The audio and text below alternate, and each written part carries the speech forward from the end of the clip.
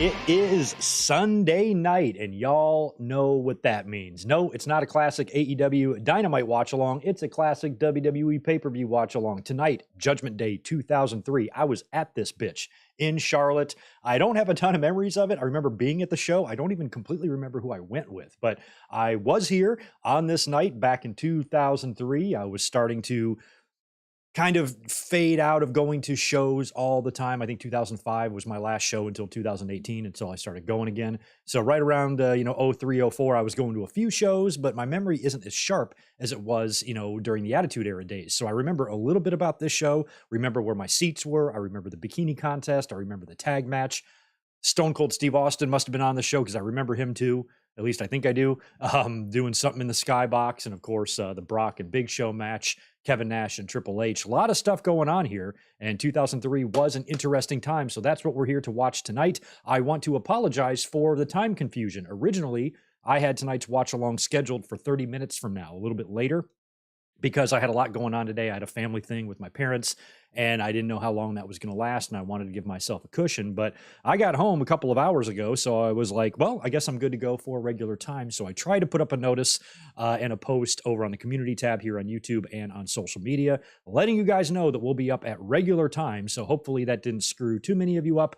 But even if you are joining at the bottom of the hour here, you can always just catch up to where we are. So Judgment Day 2003 is going to be the deal tonight. You guys know what to do. Follow along on Peacock. Go pull up Judgment Day Season 5, Episode 1 on your Peacock. Runtime is 2 hours, 43 minutes, and 58 seconds. So we will hit play together here in just a little bit. Once we do, timer right below me begins to run, and the timer is our friend. Just sync up with the timer. If anybody has any problems, interruptions, or experiences anything wrong, we just match up with the timer and we are all good to go. You guys know the drill. I say that every week, but just in case you're new, figure I'd let you guys know the deal there. Thumbs up buttons, subscriptions, all that stuff. I'm going to say hi to the chat right now while you guys get situated, get your peacocks pulled up, and we'll be hitting play here in just a few minutes. Good to see 40-ish of you in the chat already waiting for me before we got going. And let me see.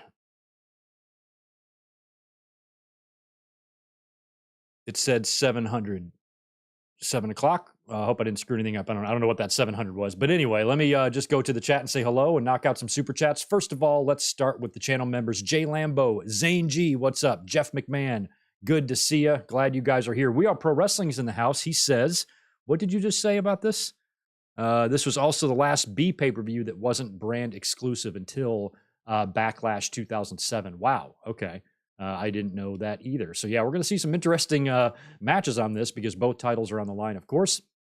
Who else we got in here? We got JJ Leg, the Juliet, Tatanani, Deshaun Robinson is here as well.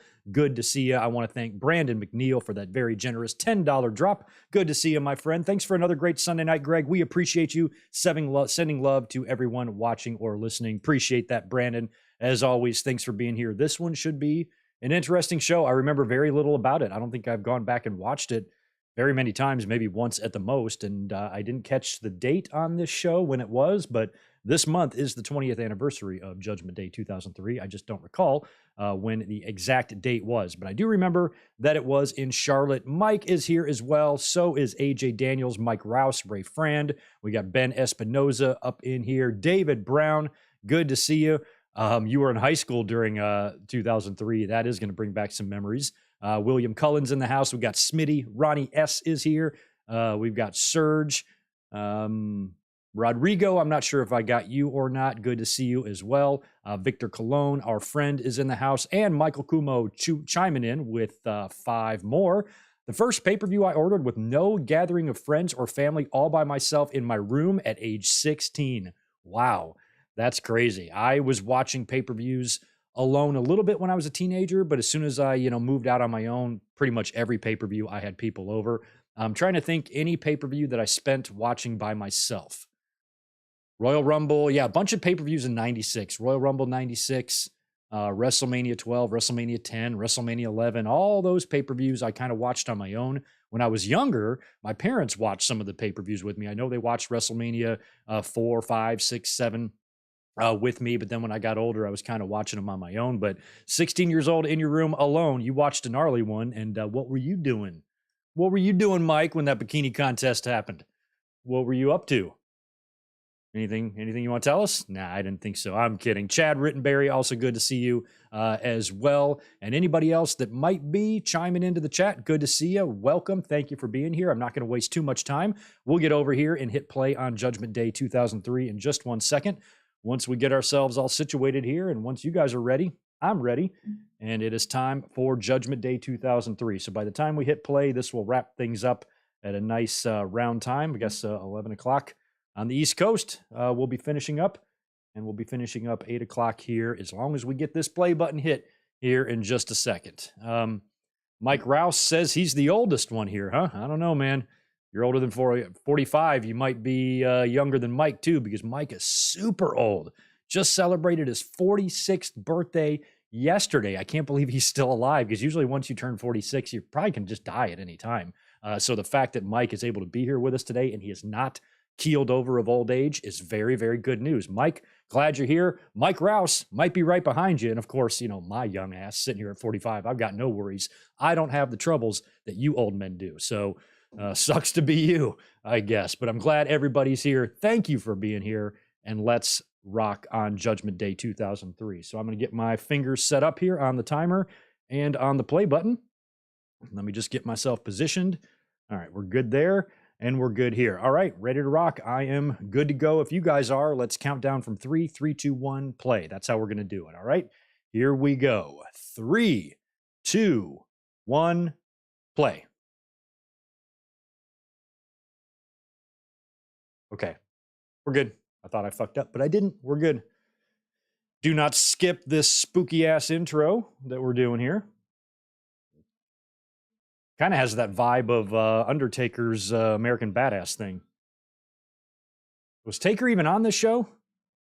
What was he doing in 2003? He was American Badass still. I don't even know what Taker does on this show. If he does anything, he might not have done anything. This was not brand exclusive, so this would have been right after WrestleMania 19. What did he do at 19? Oh, yeah, he fought Big Show and Nathan Jones or something, that whole deal. So I have no idea if Taker's even on this show and what he's doing. I guess we will find out. I did not even look at the card.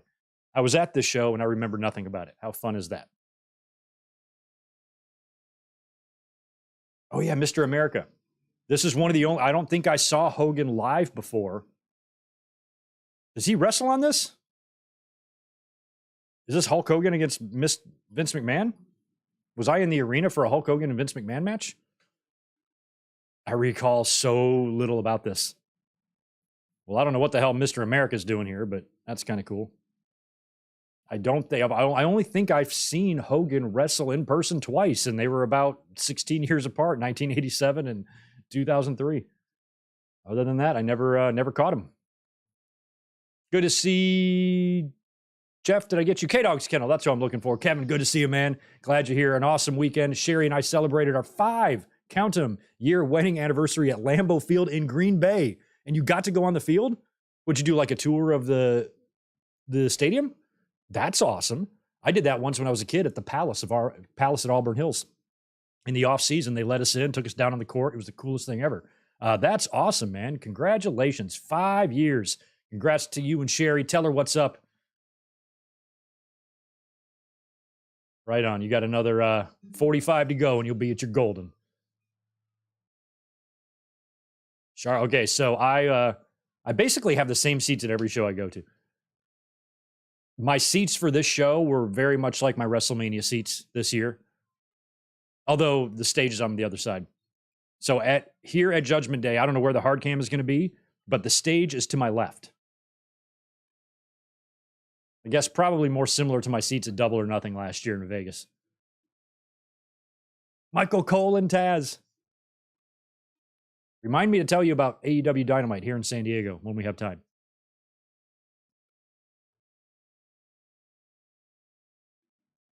It's going to be barbaric.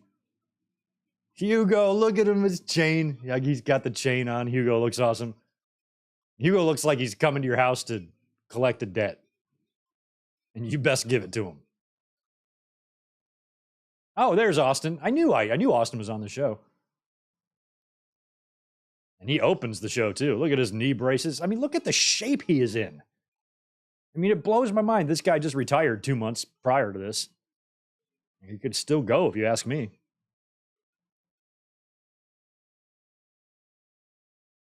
He's co-general manager. And it was so weird because at this time, Austin was brawl with people. He was taking bumps. He was doing stuff physically, but took him until last year to get in the ring again and actually wrestle.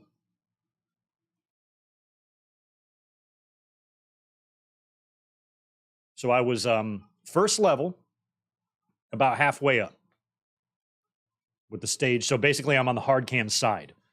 So you'll get no glimpses of me at all on the show because if I remember right, my seat was just like a handful of rows up from the hard cam and over to the left. So I was behind it. You never would have seen me. I don't remember what I was wearing, and I don't even remember who I was with. I was either with my buddy Daniel, who I probably was. Daniel, if you're in the chat, confirm this. I was either with you or I was with my ex-wife. Because at the time she was going to a few shows with me and she might have been at this one with me. I just don't remember. And I have no pictures of anything. That is a building I've been to a million times. Hell, raising rednecks in Charlotte. Yeah, there's a few there.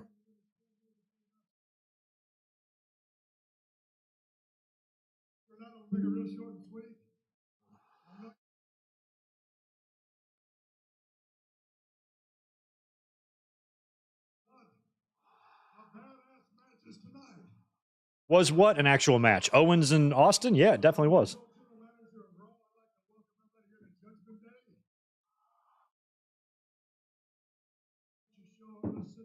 Oh, he's going to go up to the box. I remember that. And a chair.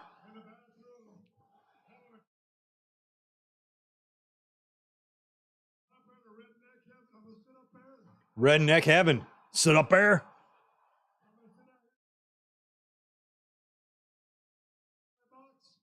Skybox.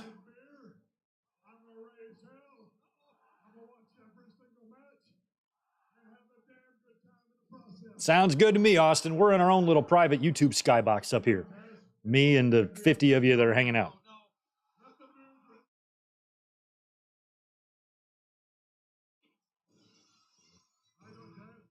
Still drinking them Miller Lights back then. Austin loved the Miller Lights.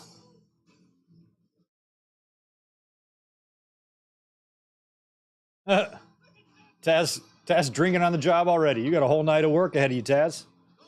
I love these just go through the crowd. I'm just gonna walk right up here. Is this how I get there? Just like this? Redneck heaven. Rednecks don't usually get to sit in skyboxes. That's true, King. Every now and then you're right.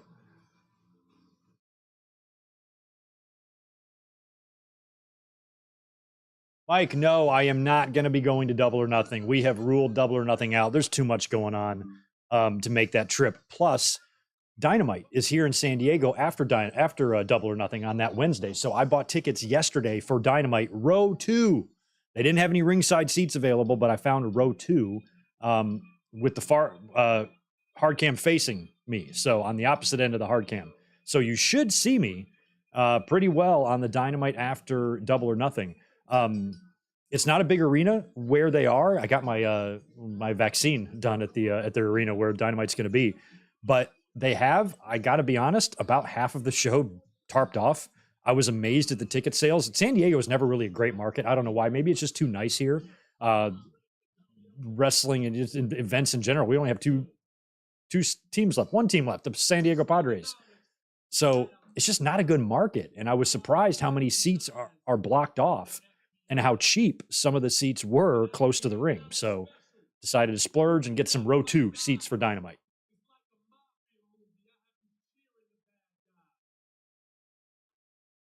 Wearing a Kansas City Royals shirt for some reason.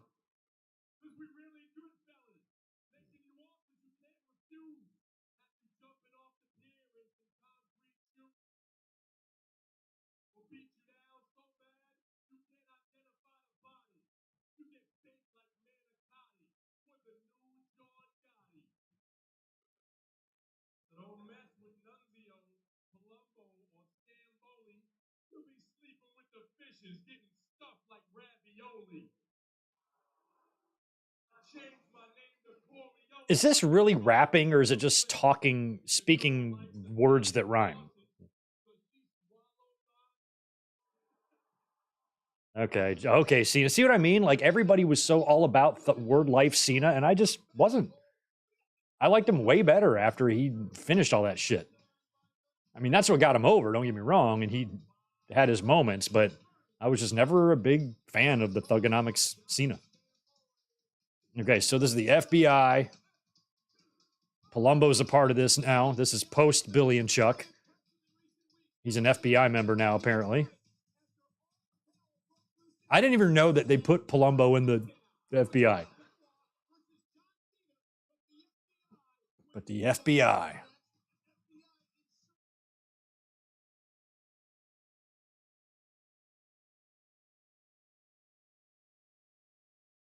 Oh, yeah, Johnny the Bull. I forgot whatever happened to him. He was a WCW guy, right? Johnny the Bull came from WCW? Okay, so this is going to be what? Spanky, Benoit, Rhino, and somebody else against Cena and the FBI? What? What kind of match is this? Not my favorite set. I mean, I appreciate them doing a unique set, but that scaffolding shit, when you were in the arena, it just looked like they hadn't finished building something. WrestleMania 18 was like that. I didn't like that big apparatus they had built. It was just weird looking. Here comes Spanky.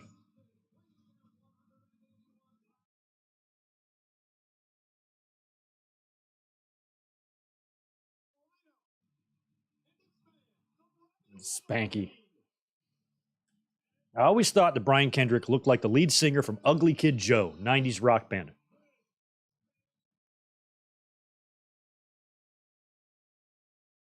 Oh, yeah, he was Big Vito. I was with Big Vito in WCW. As the Mama Lukes. Thank you, K-Dog Scandal. I remember now. The Mama Lukes. Oh, wait, so is this a... Okay, so this is a 6-man, not an 8-man. Okay. I was about to say, where's the 4th guy? All right. Greg's got it figured out. I got it figured out.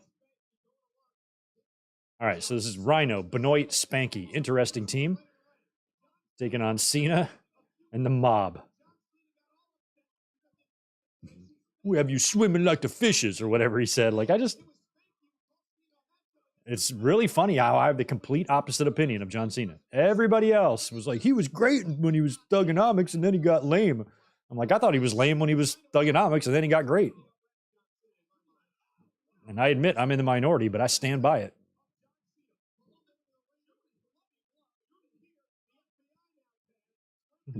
Oh, man.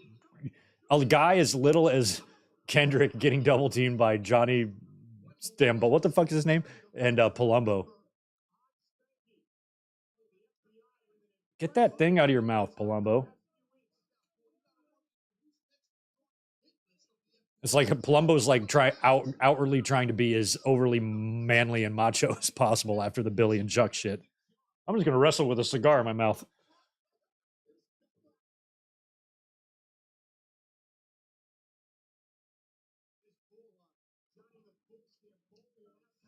Yeah, I guess I wouldn't go as far as saying I hated the Thugonomics. I just am not of the belief that that's when Cena was at his best.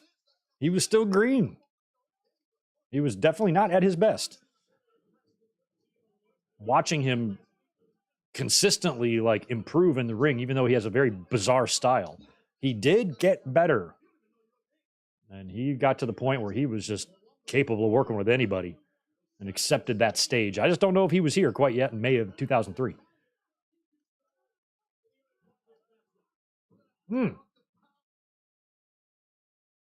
Poor Spanky. Poor Spanky. Did they edit Chris Benoit's theme? I didn't even notice that. I wasn't listening to the theme music here, so I didn't realize if the dubbing was really that bad or not.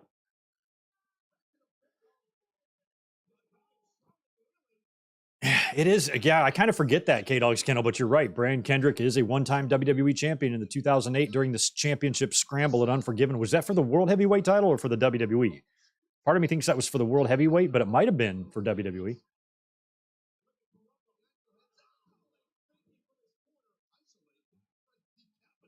Wasn't there a match? Didn't Ziggler have a win like that too? Like maybe even before his big moment with Alberto on Raw after WrestleMania with the Money in the Bank shit or whatever. I feel like he had a quick win like that in a scramble too. All right, Benoit saying Rhino taking out, I think that was Palumbo. Oh, no, that was Johnny Cannoli or whatever. Ooh, big German.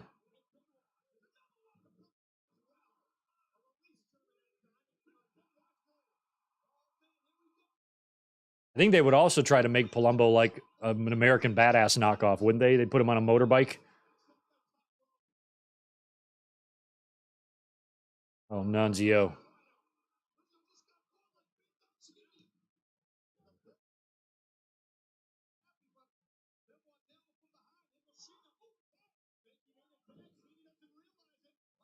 Maybe, okay, We Are Pro Wrestling. That was it then. It was Ziggler being handed the title and then losing it right back. Is there somebody else that won it like in a scramble situation just for a second? I guess Kendrick is the guy I'm thinking of.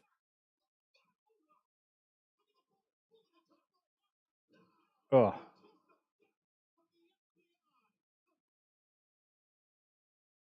Good.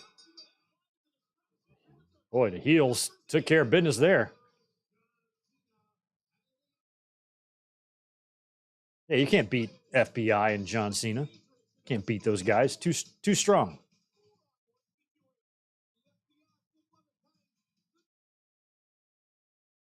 Look at Cena. Maybe I should join the full-blooded Italians too. Ooh, Kendrick. Ooh, ouch.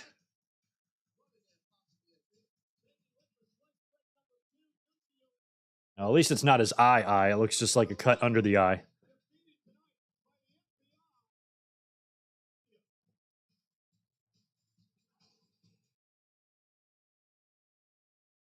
Who's this?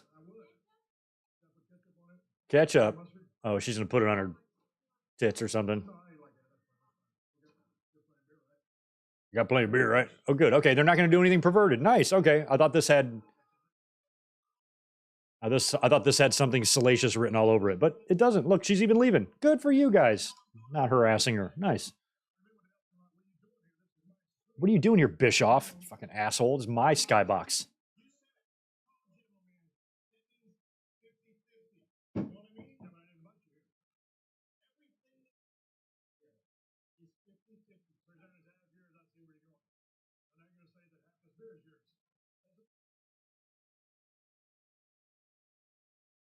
Look at all that Miller Lite.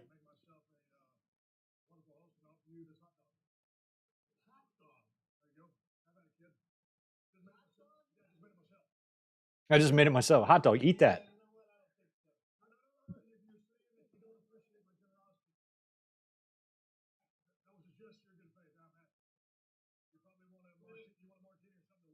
A martini. Yeah, you want a martini at a wrestling show. That's the drink of choice. Dirty, blue cheese olives, the whole thing, the whole deal.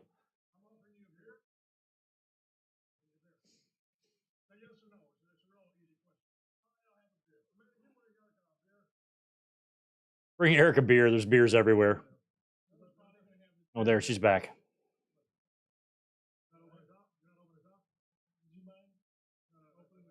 Do you mind opening it for me?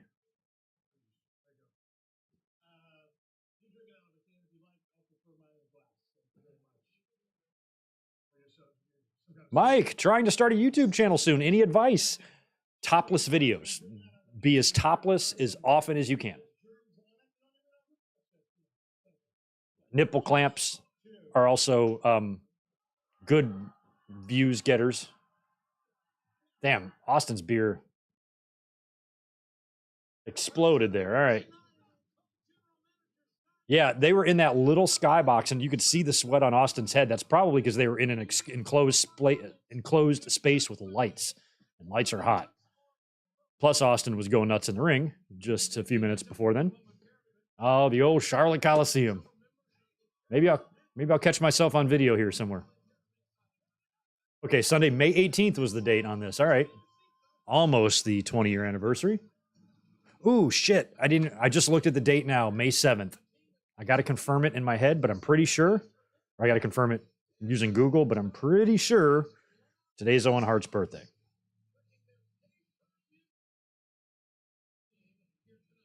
Yeah. Happy. God, how he'd be 60 today.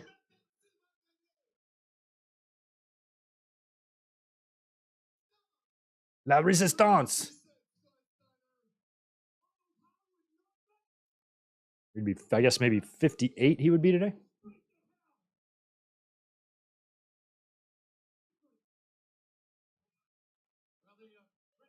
So this is going to be what? Scott Steiner against La Resistance. So this is 3 weeks ago on Raw. Wow, I don't remember any of this stuff. I did not like La Resistance very much. This is before Robert Conway. This is still the first two original Yahoos. Dupree.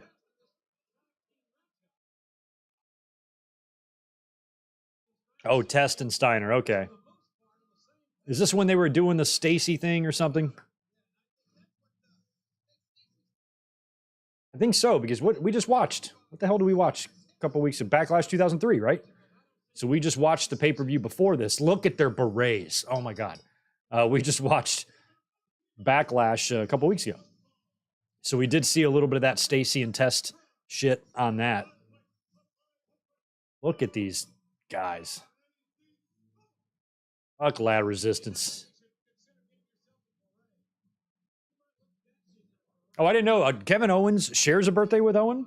And he named his kid Owen. By the way, have we seen Kevin Owens' son, Owen? The dude is as big as Abyss. Dude's huge. Sign him, WWE.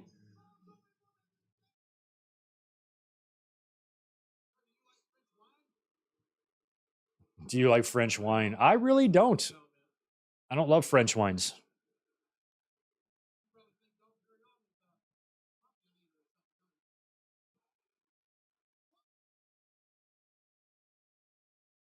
Why you America? Well, let's see. Your face, your hat, your voice, your team name, your wrestling style, your car, your parents, your dog, your girlfriend. Pretty much everything.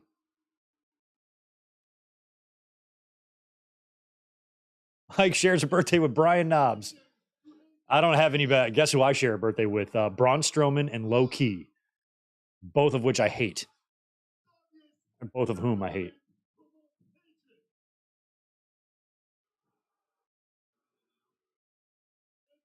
It looks like Dupree's shoulders are bleeding, doesn't it? It's just, I think it's just the lighting. It looks like he's got, it's probably just the oil and the light combination, but looks.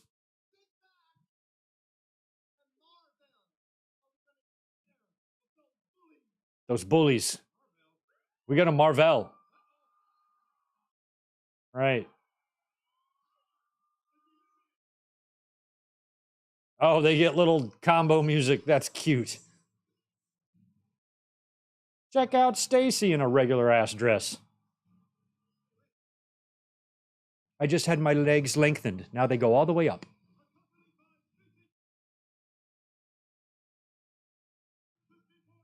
What do you do with an elephant with 3 balls? You walk him and pitch to the rhino. Me and Elizabeth just watched Hot Shots the other night, which I haven't seen in like 25 years.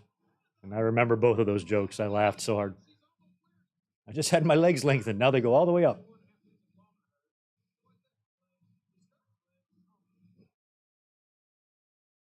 Yeah, kind legs. All right, so this is a match with just, I mean, the best thing about this match is Stacy.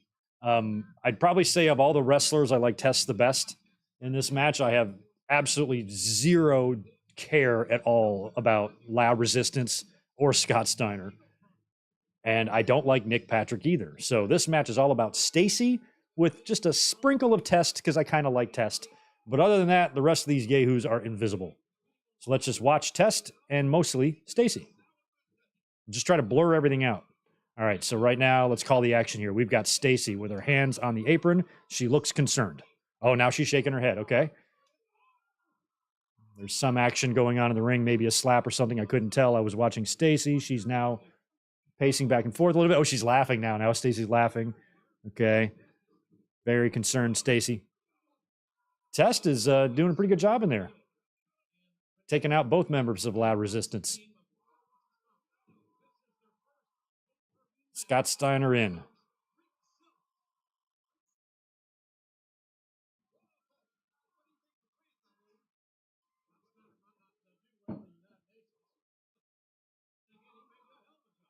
Why don't I like Loud Resistance? Because they suck. I hated them then. I hate them now. Actually, I'm kidding. They were actually a pretty good heel team, but I think it's the time period. I mean, around 2003, I was not enamored with the product. I mean, as we're going to watch here, there's going to be plenty of hot matches tonight, good stuff, good crowd reaction. But at that time, to me, you know, I was used to going to shows with Austin and Rock and DX and all that stuff, and that had been gone for a while now, and I just still wasn't used to the new look. I wasn't used to the WWE name still. After they switched from WWF, the brand split I found to be weird. Bischoff coming in, just everything that was different from where it was 3 years prior. It was a lot for me to accept and get used to. So I think I just had like kind of a negative opinion of this time period, where looking back with modern eyes, 2003 doesn't look that bad. But when you have a year like 2003, right after the 5 or 6 years you just had, it just was underwhelming to me.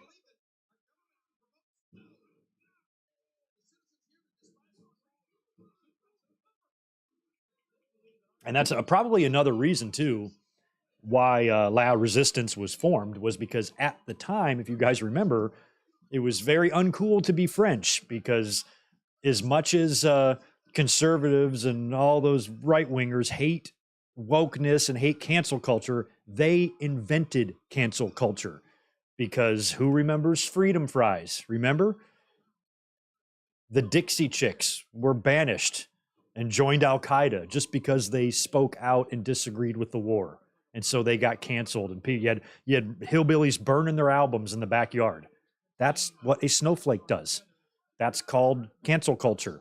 They fucking invented it. And they went all nuts on the French, and where every restaurant was serving freedom fries, because they couldn't even call them French. That's how big of snowflakes they were.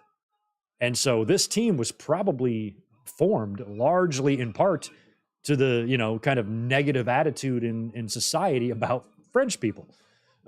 So it's just kind of funny how things go in WWE. And Vince has always been really partial to the foreign gimmicks anyway, being heels, but this was probably tied all into that freedom fry Dixie chick shit.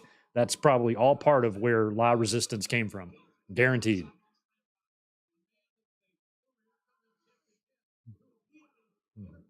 Whole bunch of people hating something that they invented. Cancel culture. They were the first ones to do it. And now all of a sudden they act like it's ruining the country. I'm like, bitch, you started it. Oh, nice. What do you call that full Nelson slam? Maybe just a full Nelson slam. I don't know if it has a name.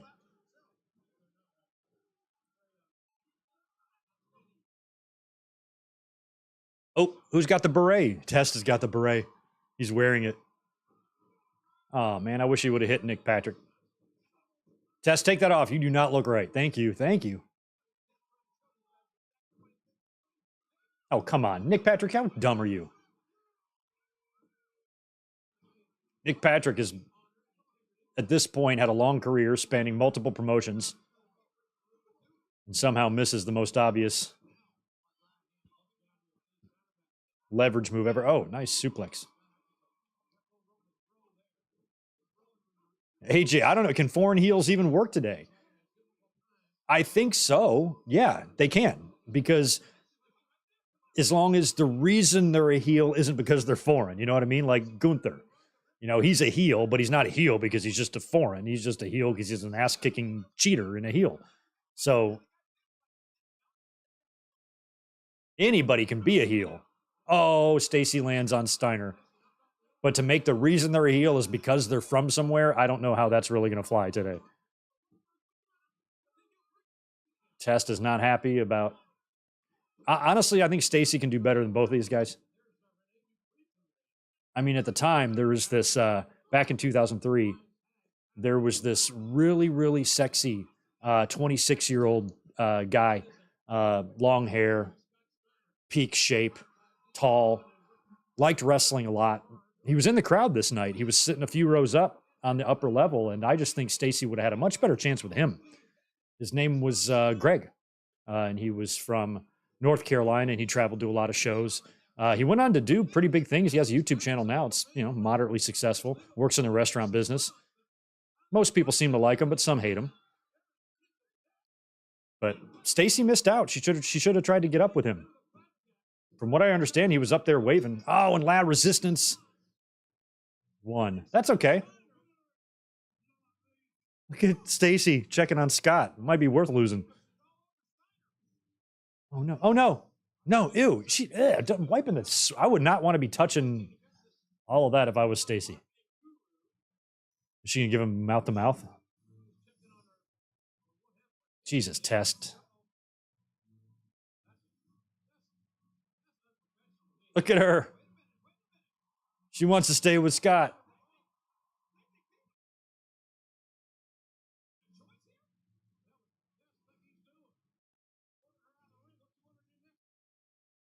What do you want her to do next? Make biscuits? Actually, yeah. That would be super. I mean, it doesn't have to be Stacy. Anybody can make biscuits, and I'd eat them. Okay, so I was about to say where that all started with just the drop kick, but it didn't seem like the finish was that devastating as Test drags his property out of the ring. That's nice. Fucking caveman. Hogan, look at him. Mr. America. This is one of the final appearances of Mr. America, right? Because he would leave.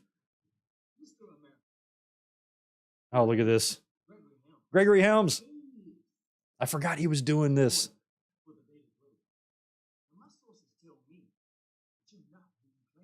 Shout out to Gregory Helms with braces in 2003. Awesome. It's never too late, boys and girls. I need them.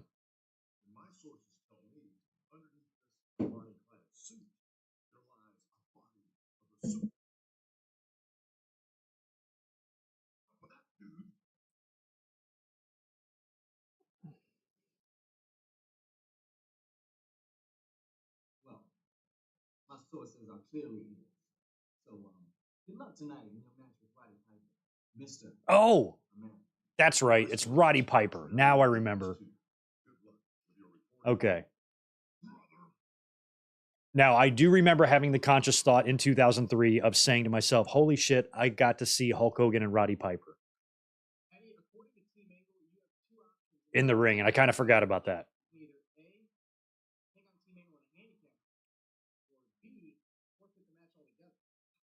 Oh, yeah, that's right. I think Tajiri takes the place of Chavo here, right?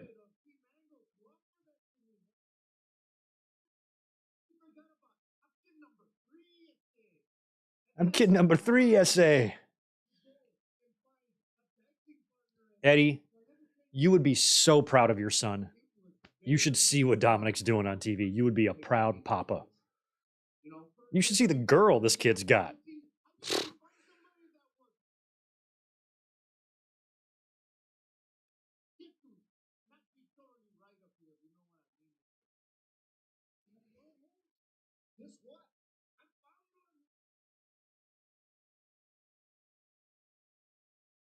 Tajiri, there he is.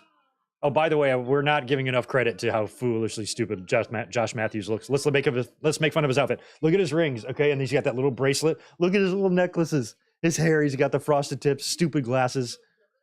Look at the look on his face. He's got like 2 little rings on, his little button-down shirt. Oh, I think he's even got an earring. He might even have 2 earrings. I don't know. Wow. That is an exquisite little dirtbag right there. And Josh Matthews, wow. Looking good.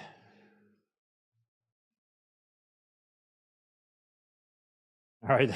Poor Team Angle's getting the "you suck" treatment.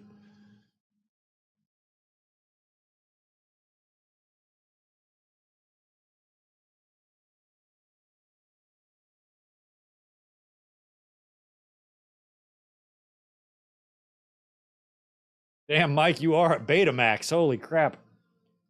Yeah, I remember reading about Betamaxes in my history books when I was a kid in school, because that was, way before my time. I'm not, super old like you are.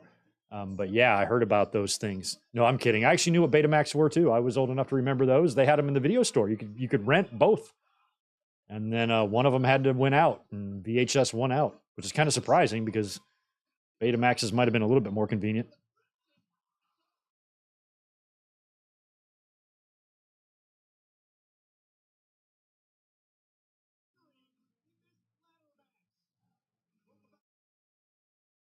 Yeah, Chavo. I think Chavo might still show up, but I think that might happen at the next like Eddie and Dominic match. Like if they have another one, you feel like Dominic might have to get that win. He's got a ton of heat right now, so bringing Chavo in to help Dominic feels like something that would be possible. Especially since Chavo was tweeting some funny shit about Ray the other day, and then he claimed that he was working. So he either just tweeted something stupid maybe after a couple of beers or something, or he's just working everybody because he's going to come in and help Dominic. He's just laying the groundwork for that. We will see, but I could see them doing that, bringing him in. All right. I also forgot that this is a ladder match.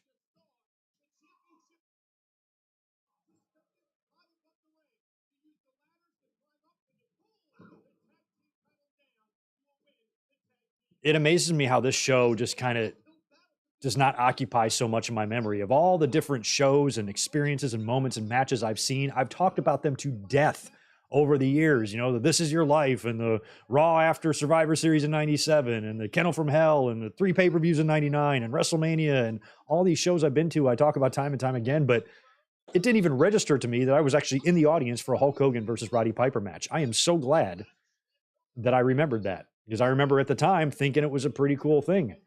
Like, hey, that's on my resume now. And all these years, I kind of forgot that the match happened. I'm pretty sure Hulk Hogan takes off after this. Something happens. I remember the story where he's in the middle of the Mr. America shit, and something happens with him and Vince behind the scenes, and he leaves again. And because of that, misses WrestleMania 20. But then gets his shit together back with the company in time to be back for WrestleMania 21, where he does the Muhammad Hassan thing. But I would have kind of liked to see where they went for the rest of 03 and into 2004 with Hulk, if they kept him.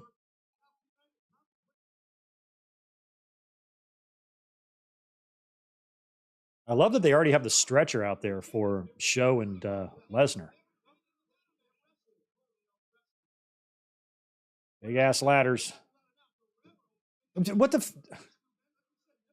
What are they doing? Okay, they're taking way too long to set up a spot. That drives. Oh, that did not look good. Oh, that whole thing was crap. Shelton and Haas took way too long. You have two people trying to pull out this extremely light 8-foot ladder that takes a normal person 2.5 seconds to set up. And they're taking so long and they're dropping it. And just because they're trying to wait for the spot. But then when Eddie goes to backdrop Tajiri over the top, they botch it. And Tajiri just shits the bed on the whole thing. That looked terrible. Or even the best wrestlers in the world can fuck shit up, as we have just seen. Look at that gold ladder. That's pretty.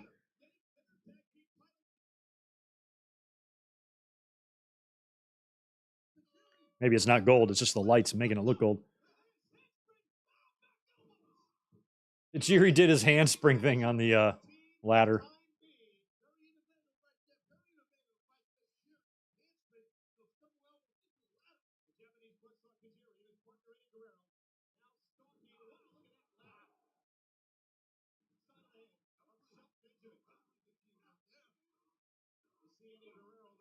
I also had this match wrong in my memory. I've talked about this show a couple of times before, and I've mentioned this match, and I always thought it was Los Guerreros. I kind of forgot that Chavo got hurt and Tajiri replaced him.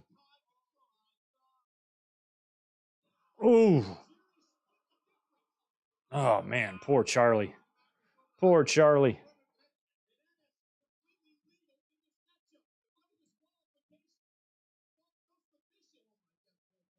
That poor guy.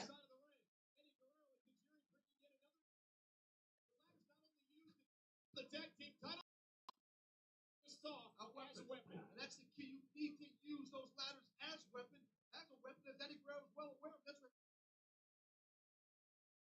Wow, he has to be torn in this matchup. Charlo's not here, but look out. Oh my. The red, white, and blue sandwich. Cole.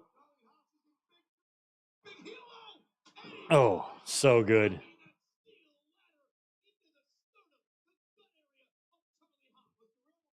I've seen Eddie wrestle in some pretty memorable matches too. I'm happy with my Eddie Guerrero resume. Matches I've seen him in live. I've seen him in Intercontinental title matches. I don't think I've seen him win a title, but I've seen him in some pay-per-view matches and some decently sized shit.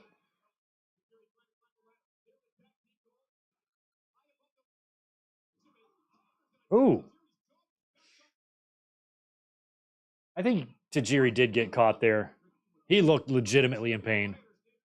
Yeah, give him a minute. Ouch. Ouch. I think when Tajiri came down, he actually whacked his face on one of the rungs of the ladder. You could just see him kind of going like, ow, that fucking hurt.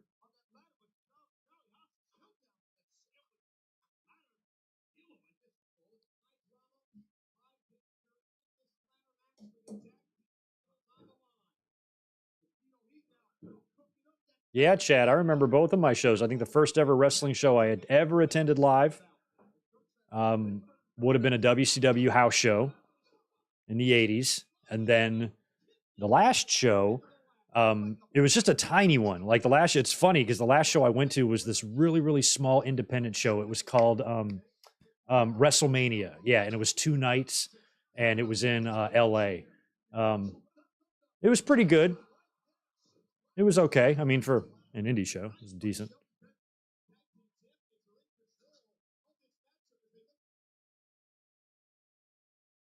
I don't trust these guys. Haven't really hit any of these classic ladder spots that well, so I worry about some of the seesaw stuff. Okay, I know what they're going to do here.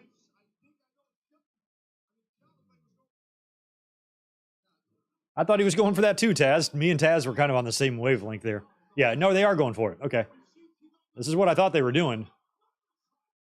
Ouch.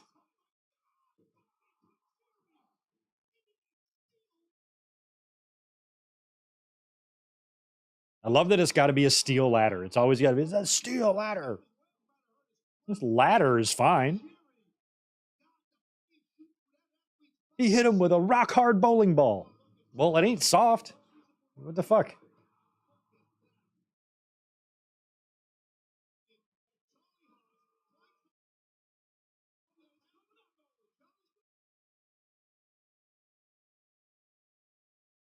Jeez. What a bump. What a bump by Haas. Holy crap. Whew.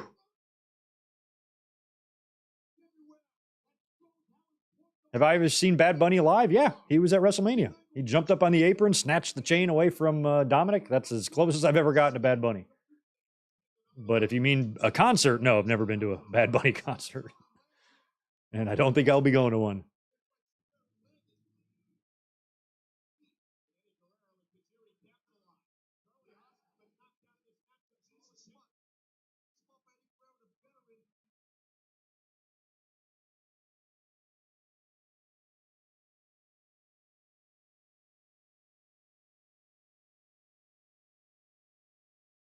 Oh,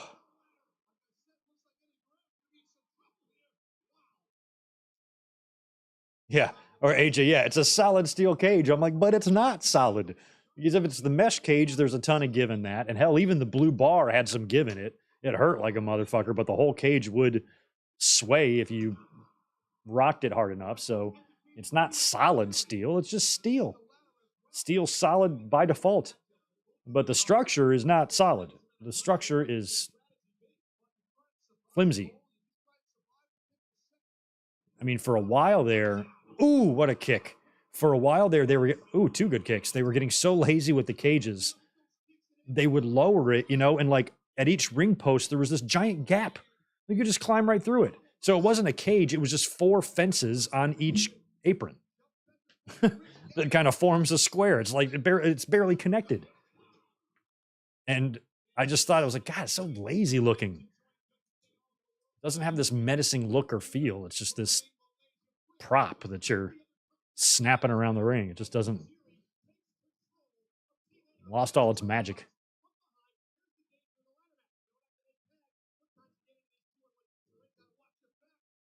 Any cage match that I saw before the age of 10 was like a huge deal. I like the tarantula. I feel like WWE's tried to make them, kind of special again, but it's just hard to after all these years.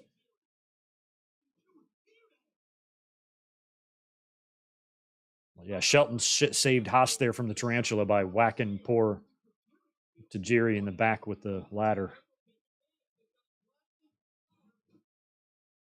Hollywood guy, no, I heard that WWE was going to announce those brackets. Thank you so much for that super chat, dude. I appreciate the 5 from you. Did you happen to see the list of competitors for the new championship? It's a decent list, except for The Miz. We'll check that out now as Eddie is getting worked by the latest tag team. Okay, here we go. Let's see what it says here. Raw, Cody Rhodes, Damian Priest, Finn Balor, Seth Nakamura, and The Miz. Those will be your 2 triple threat matches, which means you can probably beat Cody in one of these triple threats by having Brock come out and get rid of him because there's no DQs. So I feel like that's what'll happen. That's what'll happen there. SmackDown, AJ Styles, Austin Theory, Bobby Lashley, Edge, Rey Mysterio, and Sheamus. Okay, so it's not going to be a Bloodline member versus Seth Rollins, which is what we thought. Oh, man. Edge. Shit. You know what I would do? I would do Seth and Edge and have Seth win. Because Edge won all the matches against Rollins, right? Did Seth get one over the Edge or no? I feel like Edge won the big ones at least, the SummerSlam match they had. So since they've really been putting Seth on a run here, maybe he beats Edge in the finals. I'd be into that. Edge versus Seth Rollins for the World Heavyweight title at Night of Champions.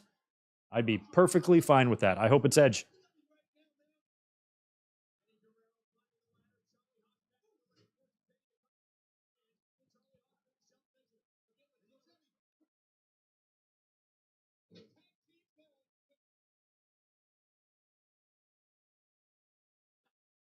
Eddie's up there.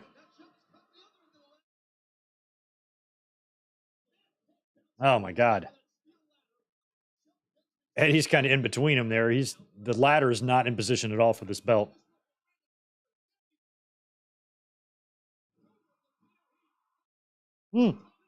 Frog splash onto Shelton. Oh my God. Crowd loved that one.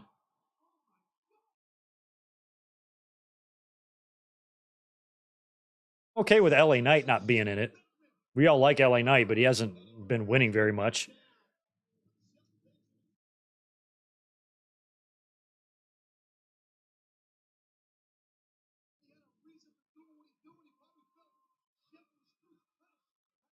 Seth will put Edge over. I don't think so.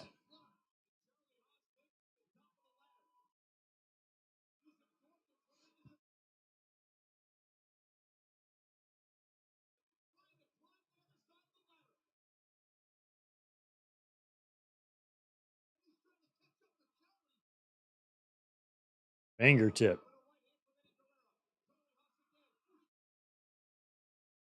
One more, Eddie. Come on.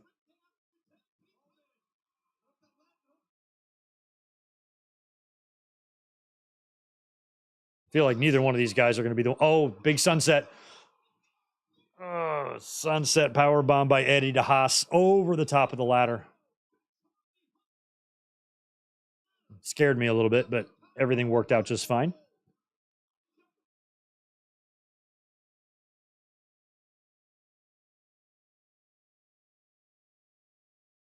Edge deserves one more big push. What the hell do you think they've been doing with it? What's your definition of a push? Just winning a championship? Is that what you think a push means?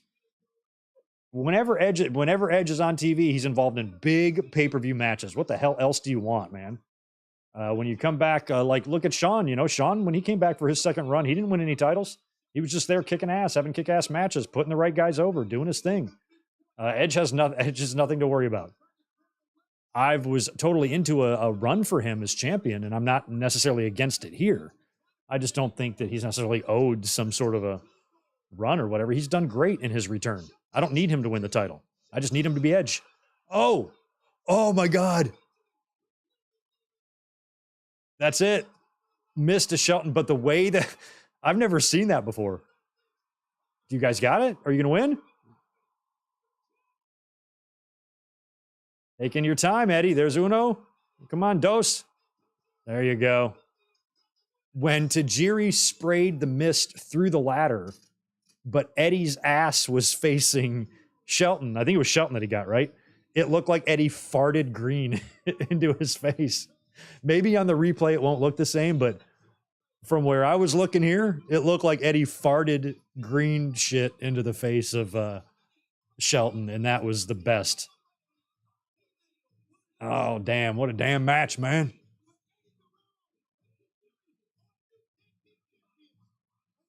Everybody wants to fight us.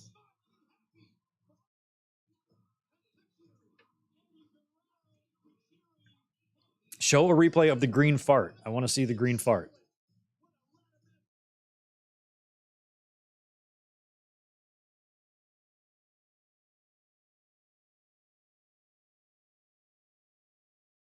There we go. Watch this. Oh, that's the sunset first. I hope they show the mist because it looked crazy. Okay. But see what I mean? Like if you're looking from the other direction, nobody's ever made a meme of that. Like Eddie farts green into Shelton's face. Like, how come that's not a meme that we use every day on social media? What's wrong with the fans for not getting on that? Probably fucking what's the green hot sauce called? That's what Eddie farted into Shelton's face.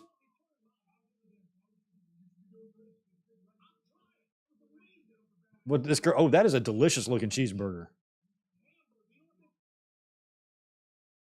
It's a cheeseburger, man. It's not a hamburger.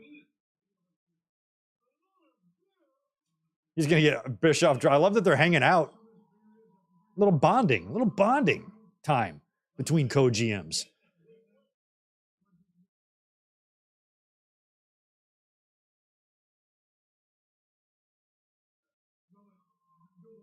A little dainty little sip. He takes good mic work sips.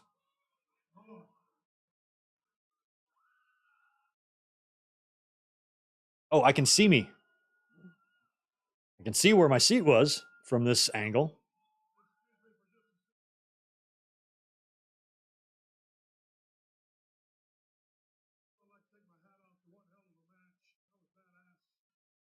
Hell yeah, it was.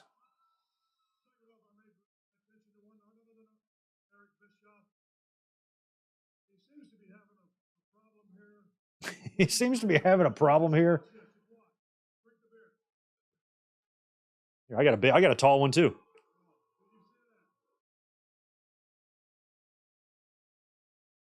Drink a beer one more time with your long leather jacket, you weirdo.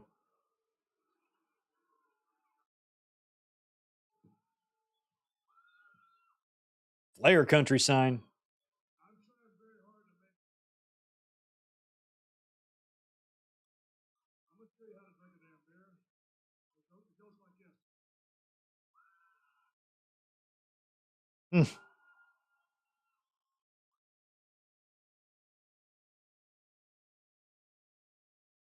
Hell yeah. I still think they're going to make use out of that young lady in there. I feel like Austin's going to get drunk and then accidentally pour some beer on her shirt or something. It just feels too obvious.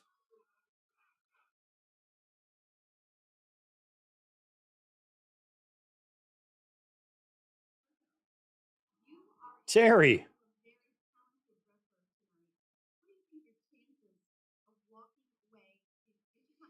Ray Friend, where are you? I am right here. My house. Currently streaming on YouTube.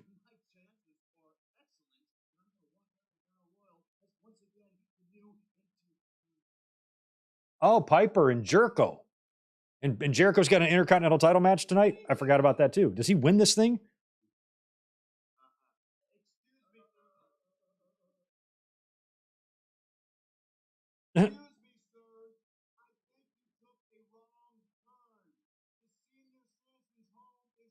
The senior citizens home is down there, Piper.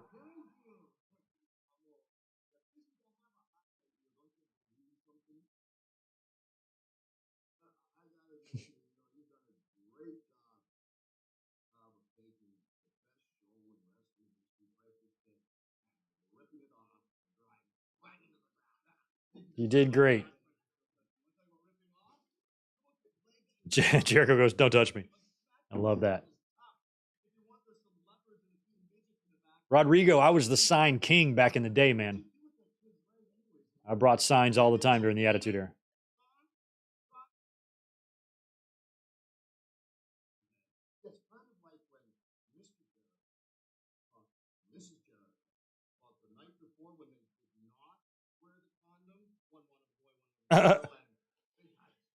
Jericho and Piper, I don't think had any run-ins in WCW, right? But they were there together.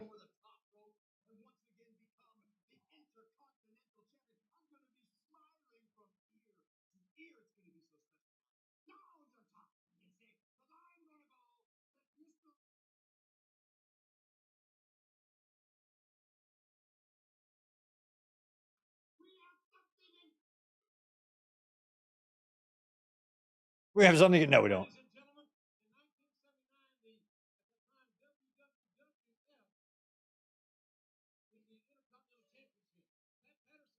Is Sable still around? I mean, yeah, she's still on. She's alive. Yes, she's married to Brock Lesnar, and yeah, she's still around. But we haven't seen her on TV in quite some time. Oh my God, we are pro wrestling. Piper in 03 is younger than Jericho is right now. Crazy.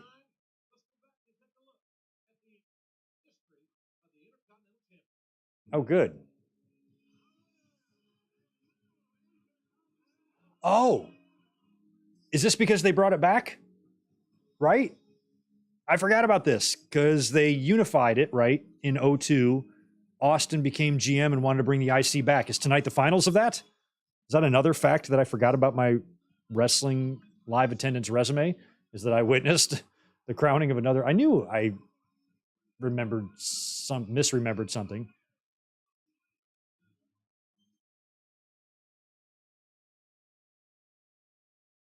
I got to try to search through some of my stuff and see if I can find anything on this show in terms of anything I might have kept from attending this. Okay, so they're doing a battle royal here for the IC. Okay, that's what's happening.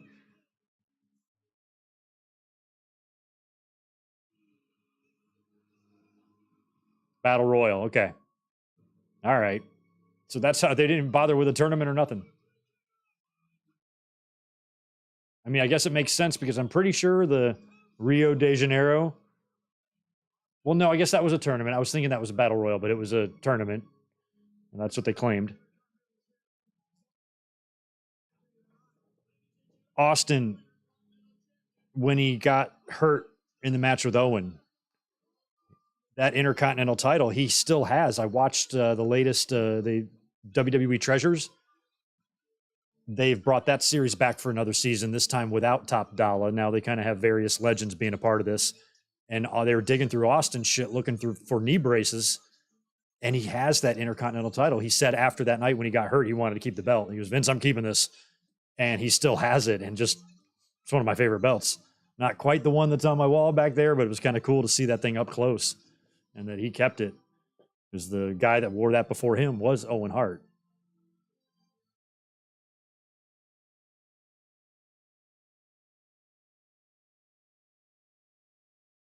All right, so they're making a big deal about the Intercontinental title here. Glad Austin brought it back, though. I do remember that making me happy. Very dramatic video package. Jeff Hardy and Eduardo Guerrero and RVD and Khan and Pat Patterson.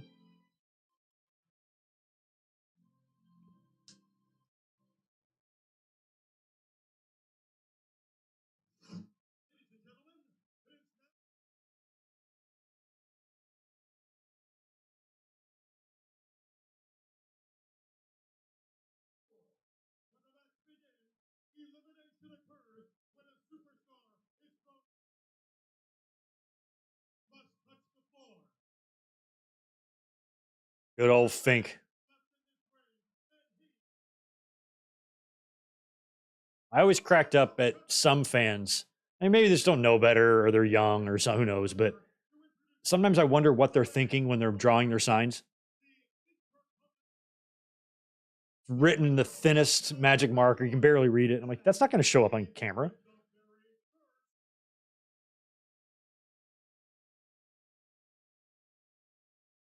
Oh, good. Pat Patterson's here. I actually shared a plane ride with Pat this very same year. A couple months after this, I was in Florida coming back from a trip in Tampa, and he was in the airport there. We were both going to the same town. We talked for a bit. He was very cool.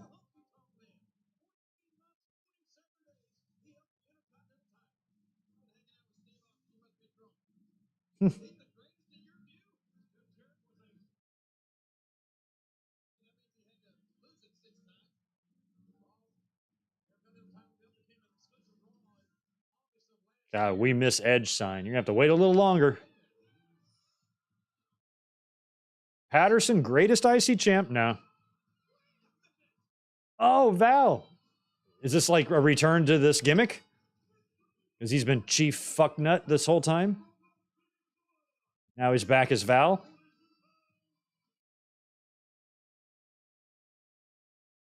Val Venus?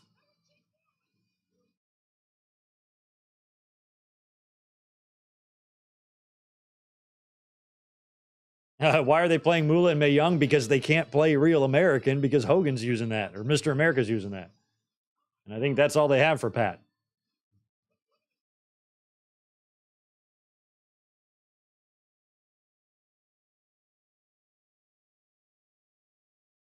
Look at her. Val is back.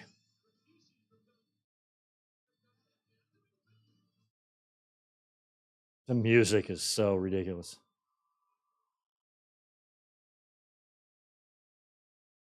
God, so this would have been 5 years just about after he debuted with this. A lot of time had gone by.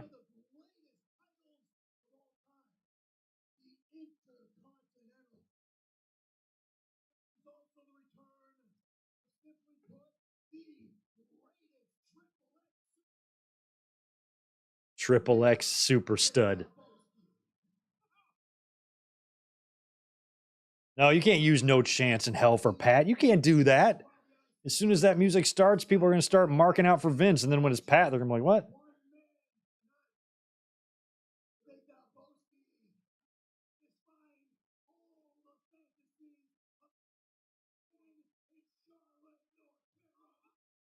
Jesus, Val. Easy, bro.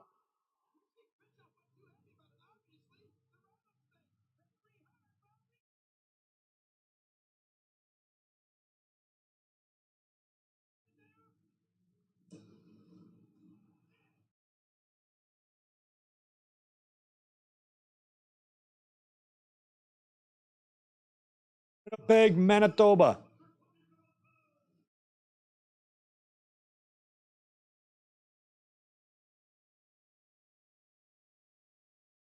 God, he was a 5-timer by this point. I'm pretty sure I've seen Chris Jericho win 2 Intercontinental titles in person.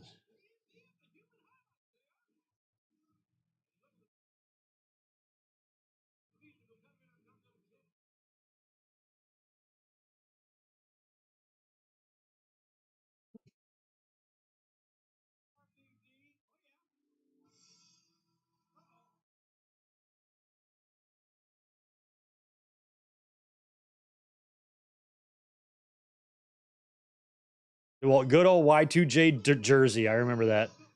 I had the Jerichoholic shirt, the WWE version. That was the only Jericho shirt I ever had. I think I still have it.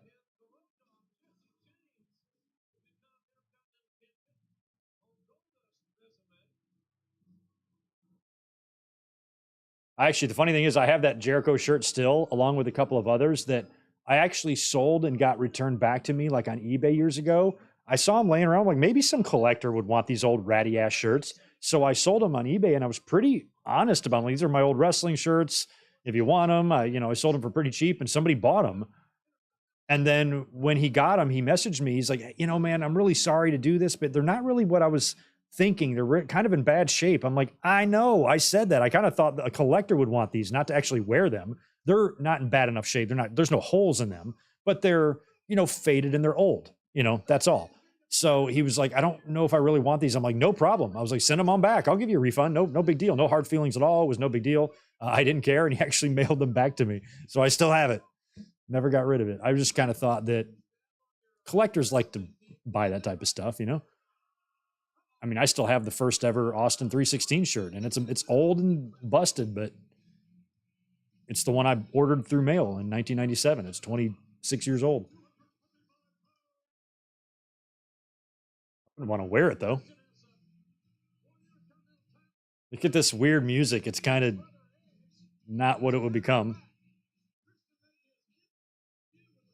It feels like a slower version. Didn't this get picked up a bit? Around this time, I've talked about this before, how Christian never really seemed like he could get his gear or his theme music down.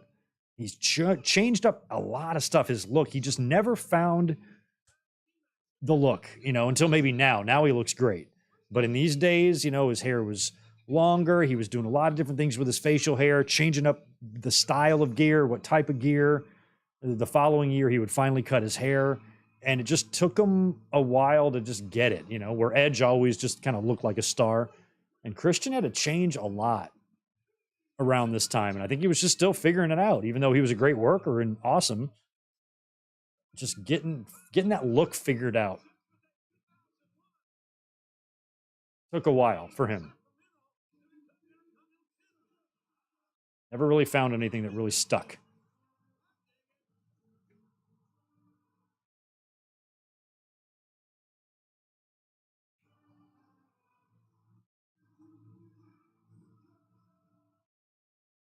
This is when WWE had actual stars.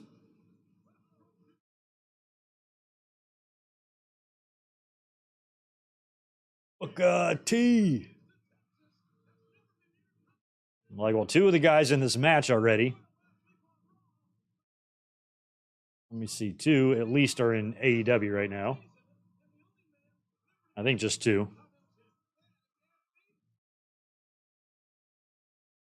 Oh no, Goldust is there too. This is it? 1, 2, 3. How many people are in this? Oh wait, is it a tag team match? Okay. I was like, JR said it was a tag team. So this is what, a 10-man battle royal? Just all with former Intercontinental champions? Okay. It's teamed? Oh no, okay. Sorry, I'm confusing myself on purpose.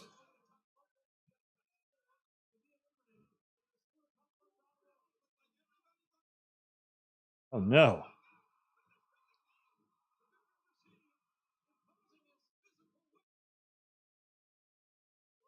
So Jericho, Christian, and Goldust are in AEW. You had Booker T on TV just this past week during the draft, right? And so was RVD doing the same thing. So basically, everybody in this match, except for Test and Val, have made recent appearances. And Kane's a freaking mare. And there goes Kane. Yeah, suck it, Kane.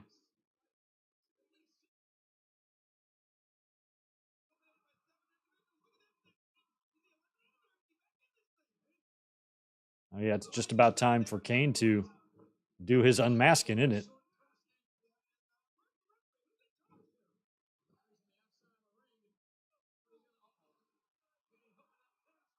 Oh, Kane and RVD are champs right now. Okay, yeah, so we're getting real close then to the unmasking.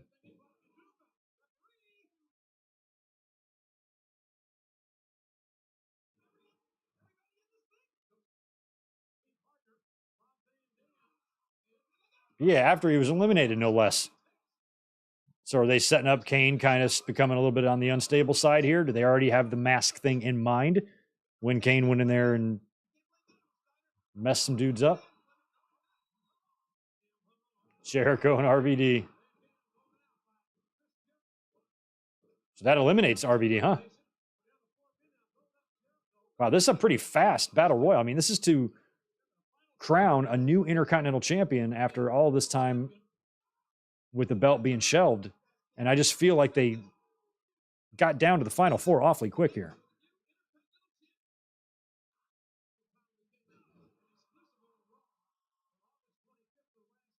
I mean, if Jericho, I mean, I can't remember how many times Jericho won the IC title. I don't think he wins here. I think it's Christian.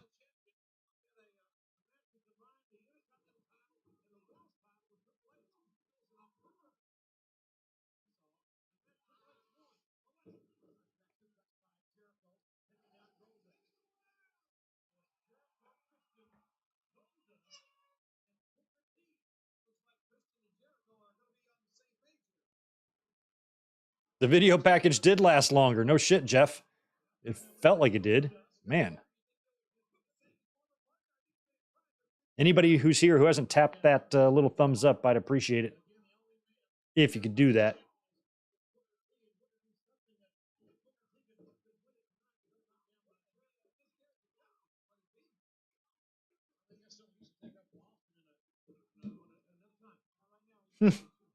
At another time.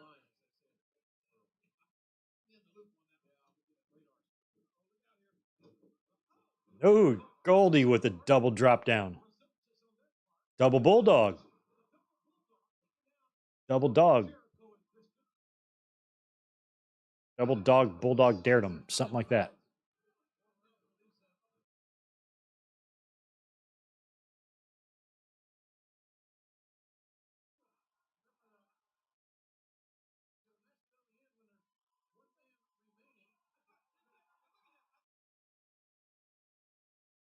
Yeah, I just met Billy Gunn like last month. Oh. Okay, is this the same year that Goldust started doing rah, rah, rah, or all that crazy shit? It didn't like doesn't like Evolution electrocute him and then he's crazy after that or something? I do remember liking that. I think we're a ways off from that happening, but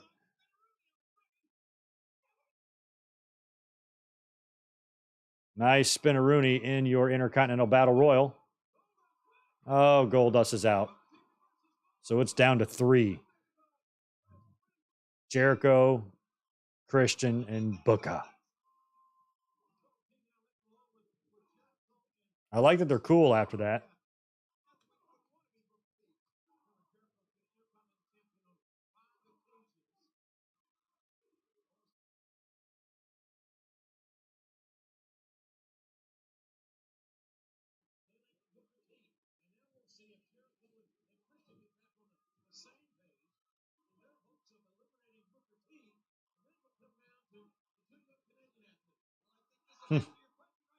Double suplex to Booker.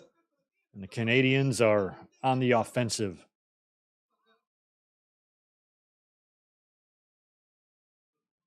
It would be quite the year for these two. They'd go on to do all their goofy shit in 2003. Then they'd have that bet with Trish and Lita.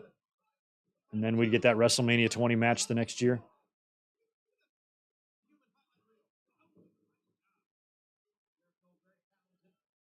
Oh, Goldust got electrocuted in the beginning of the year. Okay, so he's already doing the craziness. Good.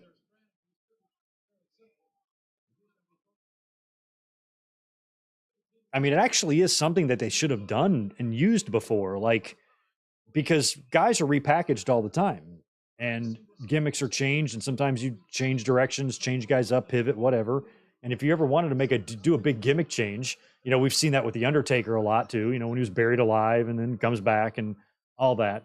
But if you did have somebody like Goldust get electrocuted and then the next week on TV, he's like a completely different personality, it'd be kind of funny.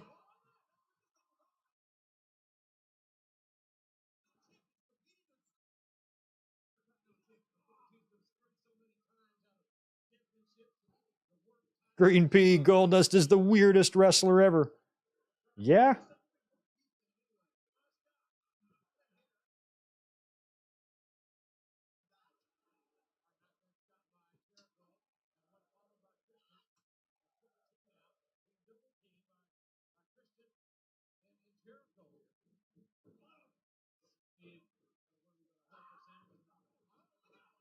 Ah. All right. I feel like this final three has lasted as long as the entire Battle Royal has. Jericho going to skin the cat for sure.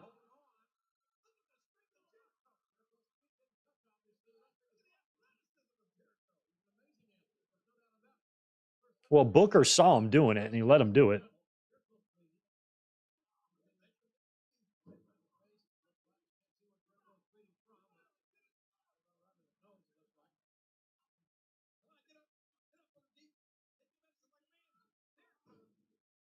The stutter. What is it, Anthony Jeselnik, the comedian? I would never hit a woman, even if she had a knife or a stutter. Oh, my God. He's hilarious.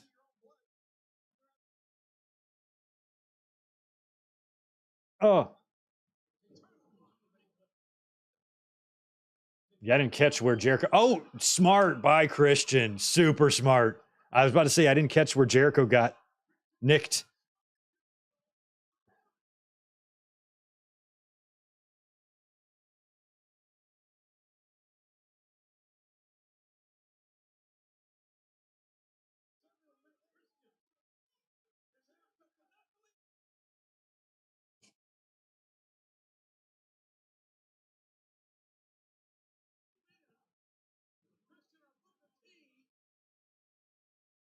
Yeah, Boogeyman, he ate worms, so nothing's weirder than that.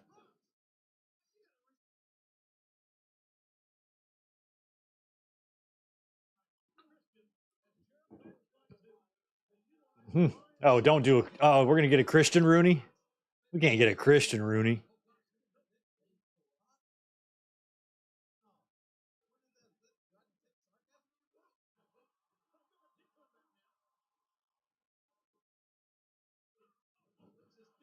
You have to invest in Jesselnick. I do like that you have to stay invested for a 2 or 3 or 4 or 5 minute long story to get to the darkest of punchlines, but that's kind of what that's his comedy style, and I like it because it's super different and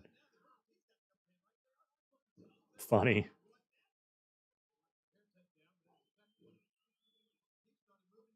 Yeah, Bastion Booger. I remember when he turned up, and already being familiar with him from Stampede and stuff, and just like that they just duct tape him. They're like just shave his head and wrap him in duct tape and a diaper.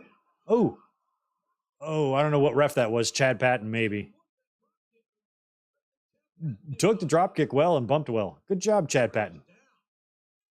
So there's no referee here to see probably Christian get eliminated. And then he'll come back in and cheat and win or something. Is that what they're going to do? Yep. There goes Christian. He's out. Oh, nope. But the ref didn't see it.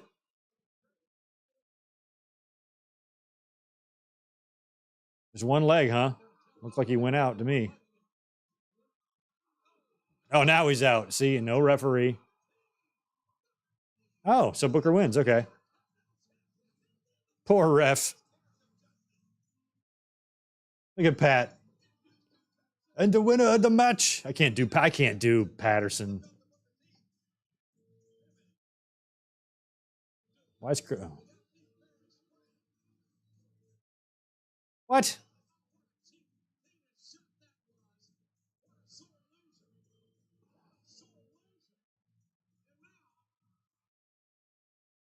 Christian nails Booker. And see, look, he notices the ref. So the referee is so out of it, he doesn't notice Booker's music playing. Oh, look, now he's up. Oh, I'm miraculously okay now.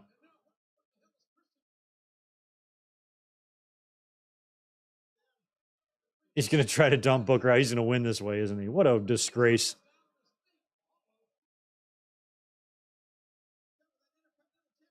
Are they chanting Goldberg?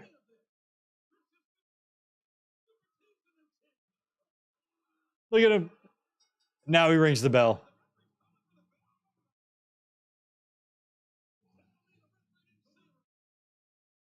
Are you telling me the referee didn't see or apparently hear his he's lost a couple of his senses? How in the hell can that be? I hear you, JR. This is weird booking. Pretty stupid. That's not the way I would have done this at all. I don't care if Christian won, but come on. It's a lazy way to reintroduce your Intercontinental title.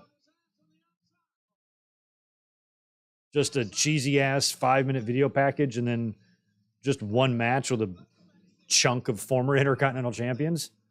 Do better, 2003. That was good, though. Christian countering the lion, or not countering, but eliminating Jericho on the lion salt. Good stuff.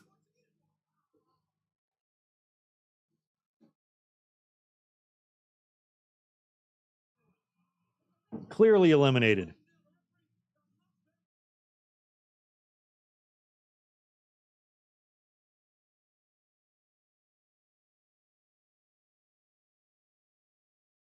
Yeah, maybe on its own, this was fine. Yeah, Jeff, I agree. I think this being the match that resurrected the title, although, the title wasn't gone for very long. When did it leave? In late 02 or something? And then just returned a few months later. So it was only a handful of months. So it wasn't like it was a large span of time, but still. If you're willing to put a 5-minute video package together chronicling how important the championship is, then you should have a match that matches that importance. And this didn't feel like it did. Oh, hi, Sable. I was wondering when we were going to get you and the other one.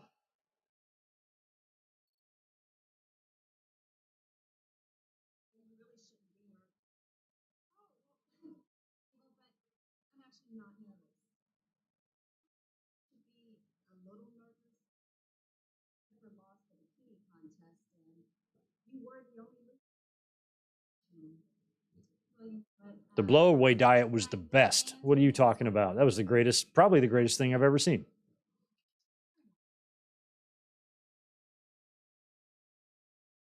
Do you mind if I use your oil?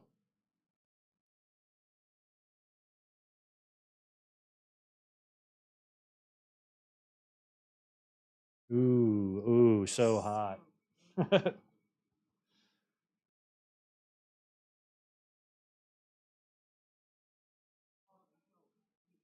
It was kind of funny how, things had reversed for Sable because, in 98, the bikini contest, it was always her being the most over and winning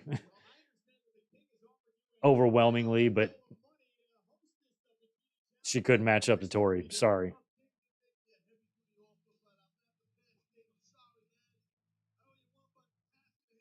Taz is in the ring. He's going to handle this one. They're going to pay me for it.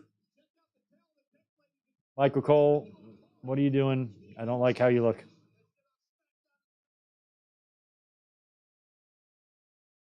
Like height, bust, wrist, or no, height, bust, waist, hips.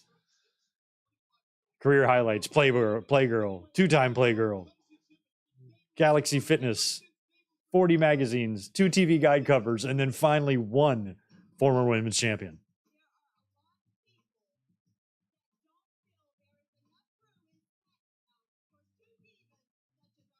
For 2 divas such as ourselves.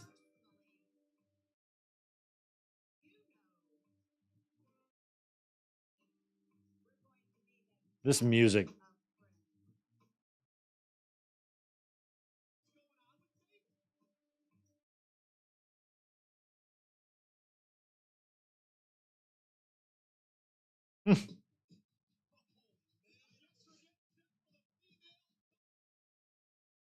The female body challenge. Oh my God.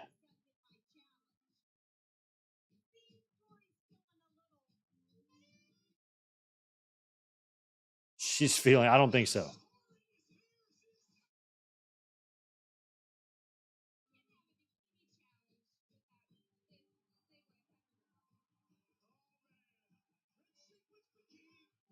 I remember when Tori Wilson debuted in WCW in that Bikini Girl segment thing on Nitro.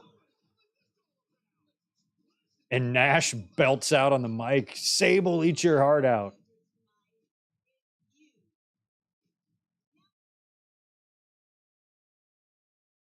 And even though I was Team WWE at the time, I was like, well, yeah, he's kind of got a point.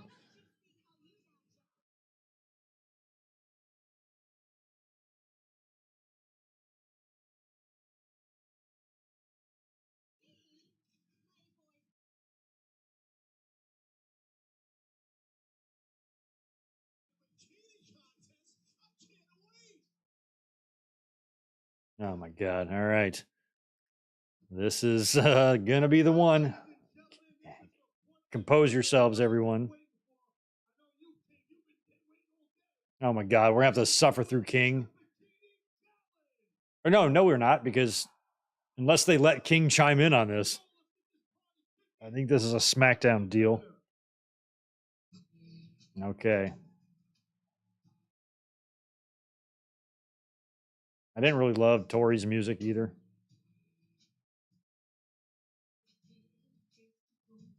Oh, Lillian's doing this? I saw a comment about that a minute ago in the chat. I was wondering what the hell it was about. So Lillian sings it? I don't remember any of this.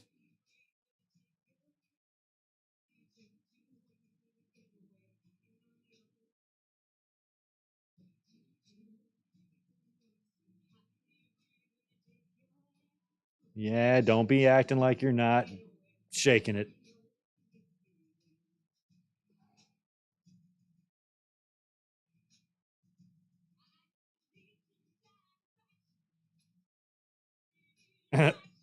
This is hilarious. I love this.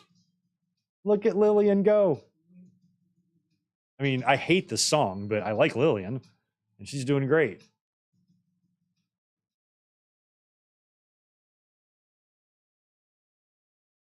I mean, that tail of the tape was just their measurements and how many magazine covers they were on. And then there was one mention of a women's champion with Sable.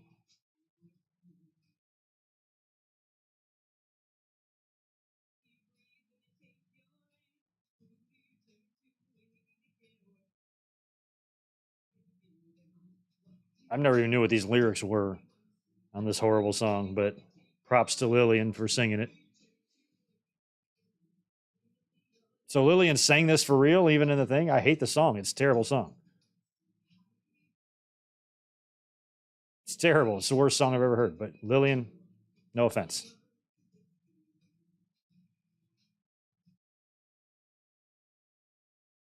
Okay. Oh, more. Okay, or more. Okay, she's still going. Get it, Lillian.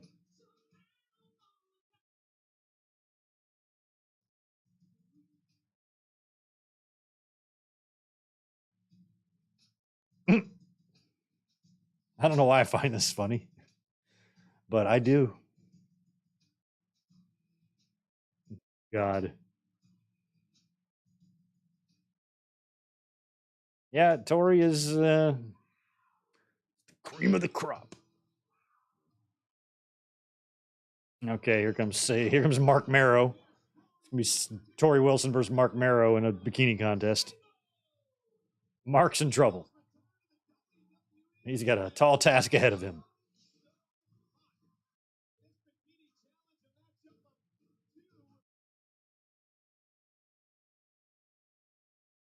I got a follow from Mark Marrow a couple weeks ago and exchanged DMs with him. It was very cool. He's one of the first wrestlers I ever met. Met him a couple times.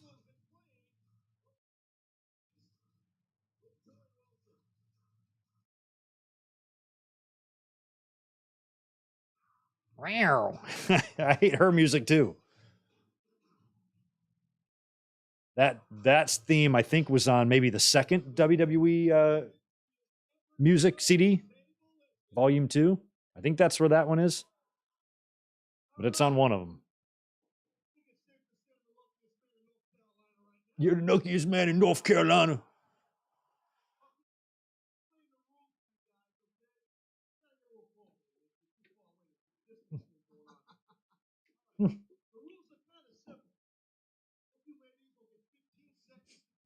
Taz, the third shortest person in the room, or the most shortest, excuse me, or the shortest.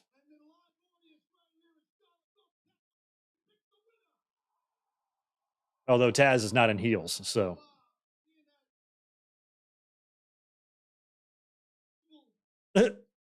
I kind of favor black, Taz says.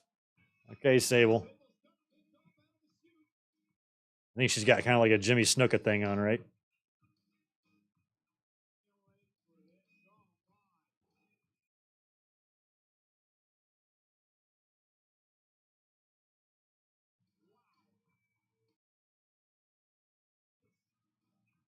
remember watching one of these bikini contests with my old roommate. Bless his heart. And he was like, I think it was the one with Sable and Jacqueline. Oh my. She's just getting it. And he's looking at Jacqueline doing her thing, and he's like, do you think those are fake? And I'm like, bruh, what do you think? And how in the hell can you not tell that? Okay. We're getting a full-on striptease here from... Oh, I love that they've muted Lawler, but they're still cutting to him. That's awesome. Okay. Okay, that was a lot for Taz to... I mean, Sable looks great. She does. I can understand Brock being a young fella back then in the locker room.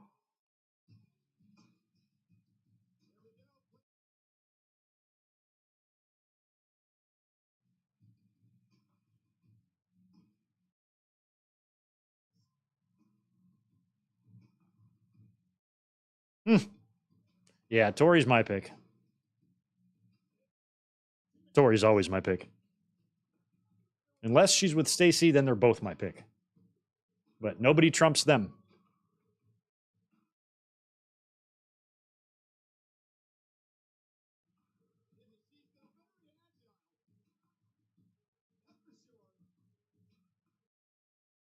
The dudes in the crowd. Oh, yeah, I forgot. You can already see it. She's got something on underneath. That's right. She's going to do one more, like, reveal. Because that's an awesome bikini and everything, but I think we can get crazier. Because Sable did that all those years ago with the hand paint.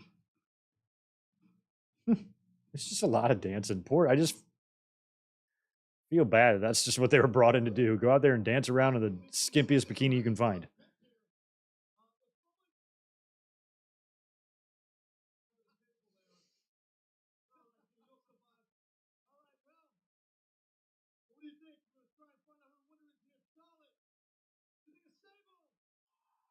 Sable, look at that. Look at the cheers Sable is getting. Now, she won. Oh, that wasn't a bikini contest. That was in Greensboro, that Unforgiven match. What about Tori?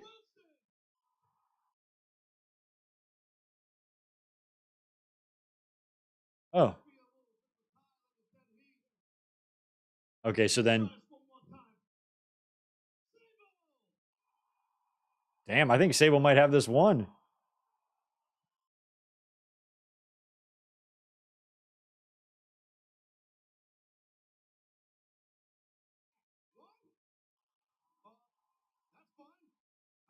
That's fine. Knock yourself out.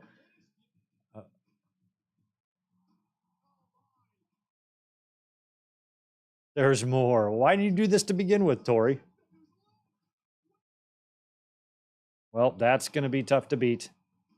Look at Lawler. Does not sound like a tie anymore.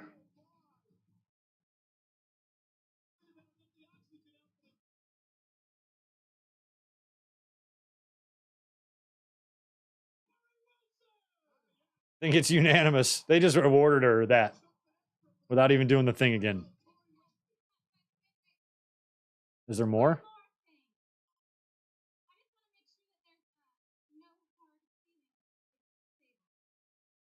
Oh. That was stiff. Oh.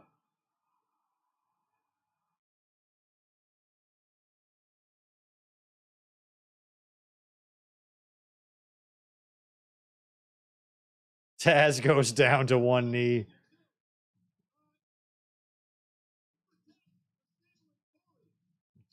Tit for tat. Oh my gosh. What a segment. I mean, luckily Sable and Tori made it easy, but what a segment. 2003, man. I mean, we were kind of on the tail end of this stuff. Couple more years of just full-blown bikini contests before they started to try to get serious.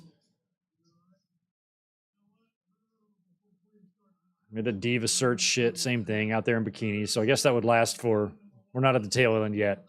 Probably still 4 years away or more.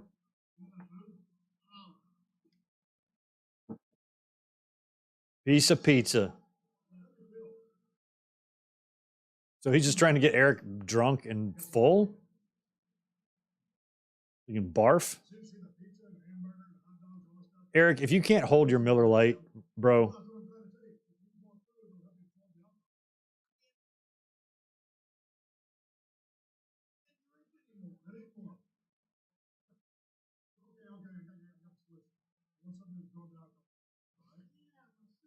He's sick to his stuff, so he's trying to get. Oh, what is this? A jalapeno? Pickles. Oh.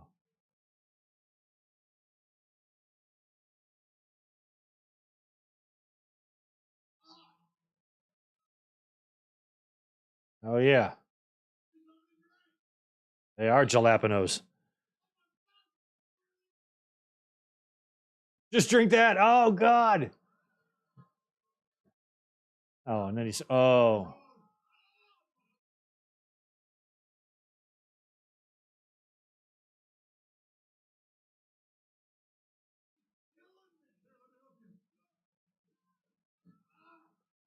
No wrestling was great from 97 to 09. I thought all the wrestling was great from that time period.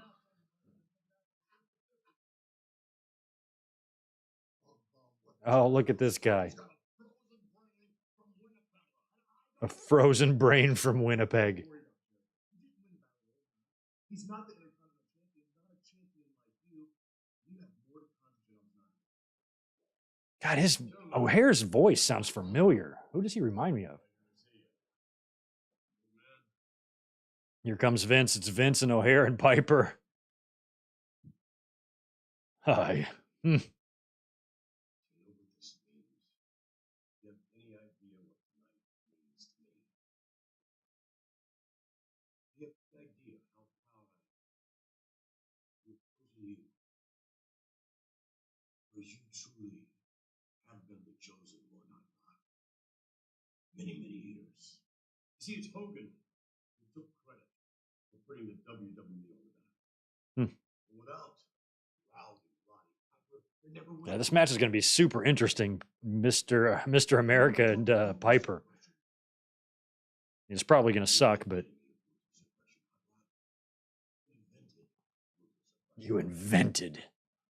So tonight, you can do for me what I know you can. You're gonna Hogan down. Hmm. And then Mr. McMahon is gonna come in and reveal this Mr. USA, this Mr. America is really hopeful for the whole world.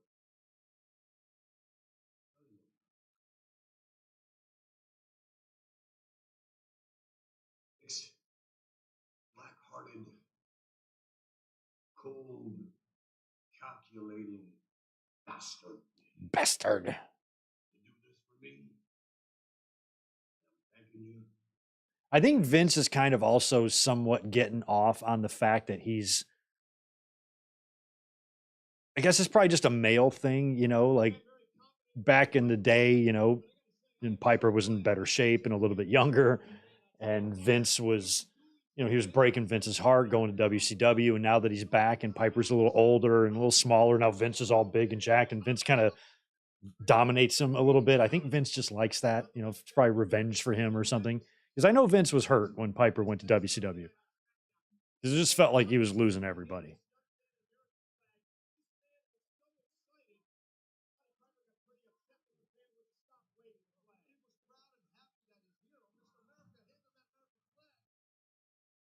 Oh, I recognize that arena. That might be Baltimore. Probably was. Well, that's last Thursday. I might have been at this show. What the hell was this? I think that's Baltimore. I recognize the building.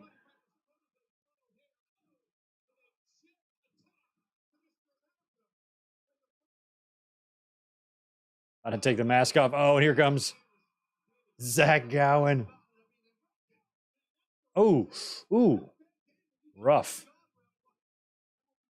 Love that Piper's beating up on him. Zach Gowen kind of looks like that kid that. Oh, and this is when they first realized it. Oh, that kid that Piper they brought in to do the deal with Piper and Lawler in '94. Kind of reminds me of Zach Gowen a little bit.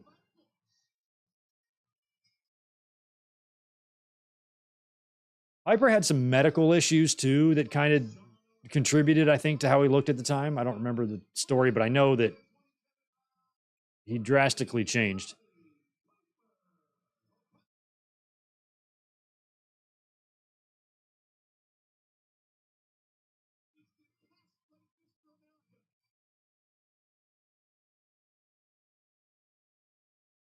And I'm pretty sure, other than 1987, this is the only Roddy Piper match I've seen in person.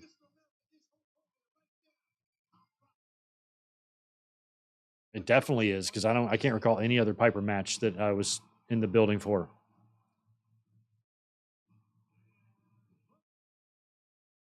From our nation's capital. Here he comes.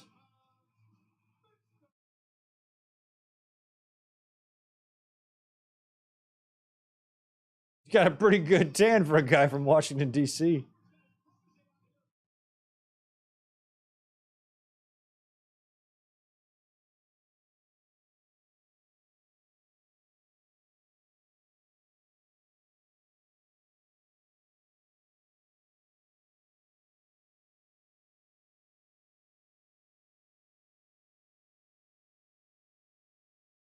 Piper and Hogan. Crazy. Or Piper and Mr. America. Excuse me.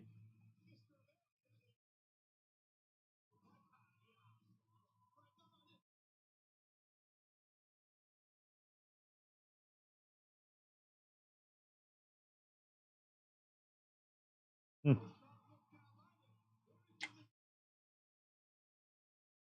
So it's just interesting about both of these guys. I've seen them both wrestle twice in person ever, and both of them on the same show. Both shows were the same. That's crazy, son. It helps here that they're wrestling each other, but still. Piper in black is not something you ever saw back in the day.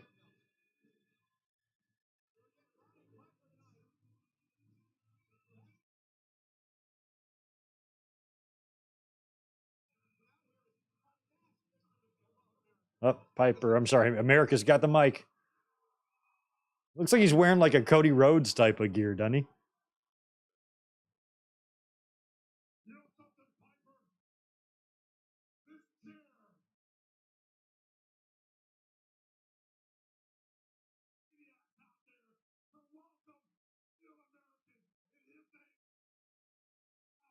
Oh, Zach Gowen.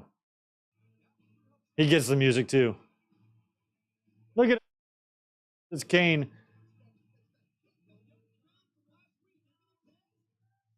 And I do remember when this kid, I was like, just watching him wrestle was so weird, but he was good.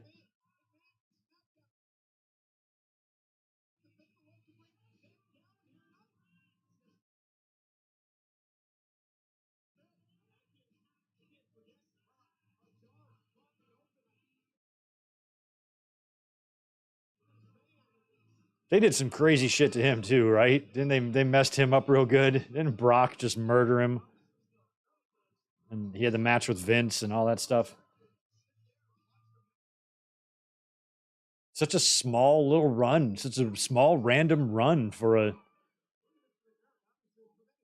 very different wrestler.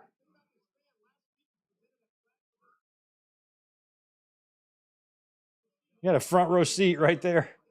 Oh, he's going to get involved.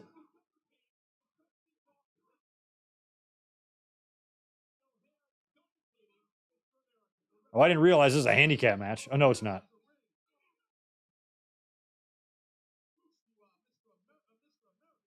But O'Hare's going to get involved anyway. He's huge.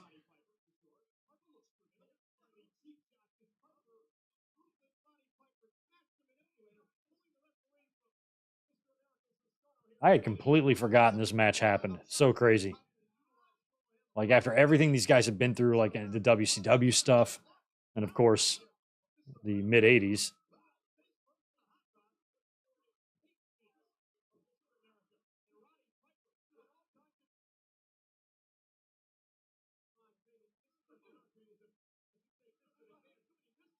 And seeing Piper as a heel here, also crazy. Yeah, just seeing how out of shape he was hard to look at.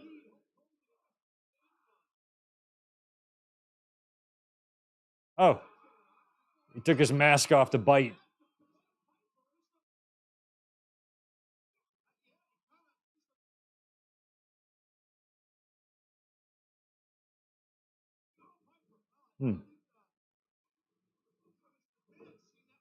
Up. O'Hare pulls out Hogan or America. Mr. McMahon. It's hard to talk about Hogan like this. Mr. McMahon, America. Now he's got the Cody Rhodes weight belt. So is that what Cody Rhodes' gear is inspired by? Is Mr. America? I think it might be.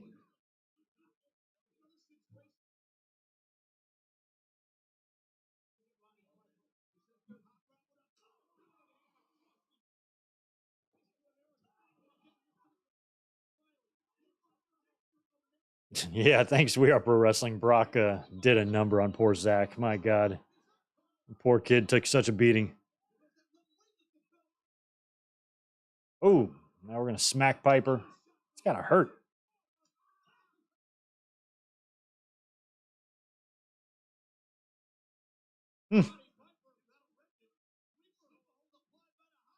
Wow, you can see those marks on Piper. Ouch. You see it right across his back from the weight belt? Oh, my God. That's rough.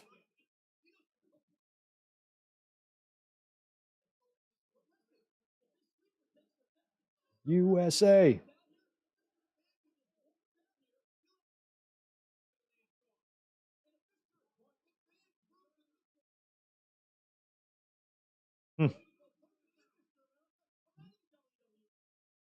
If he proves that Mr. America is Hogan, because it's not proven yet. They're not sure. They have to confirm it.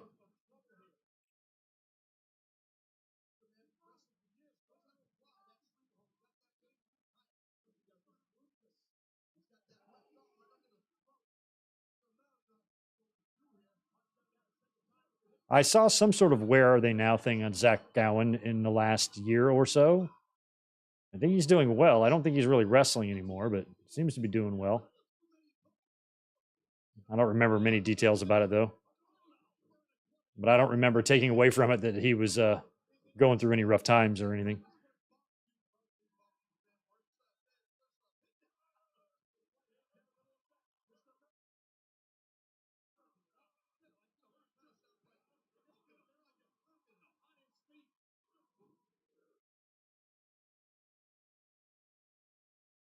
Giving these guys some time here, too. The fact that they're actually working a match in the ring is pretty funny.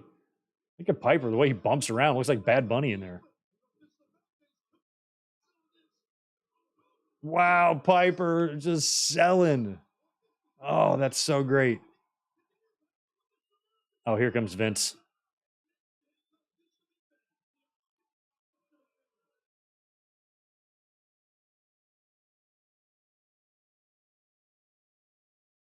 Oh, blow. Vince passed off like a wrench. No, a pipe.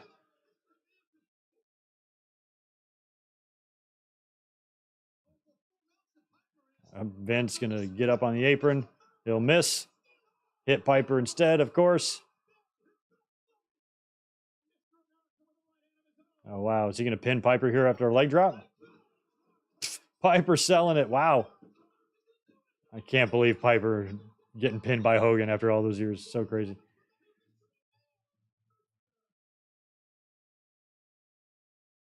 Oh, Zach was holding Vince's feet. Oh, no. Now Vince is going to go after this kid. Look at the look on his perverted face.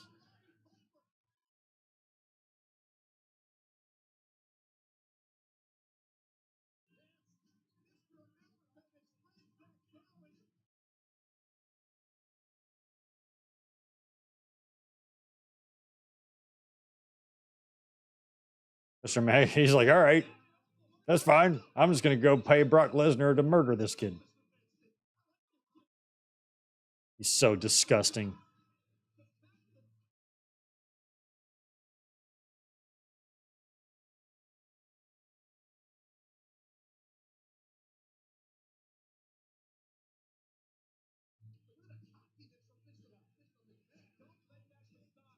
Watch along next week, Mike, is kind of up in the air a little bit because it's Mother's Day. I got to figure out what they need me for at work. Not sure yet. Chances are we'll be good to do one, but it's going to be a big day, so we might not do one. I'm trying to figure that out. I will know very soon. But the next time we do one, we need to figure that out.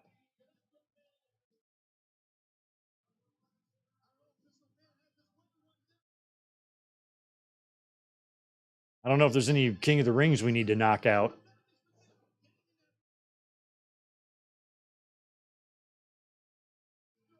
I don't even know if we've done like 93 or 94. We don't want to do 95. I think we've done 96. I don't think we've done 97 or 98.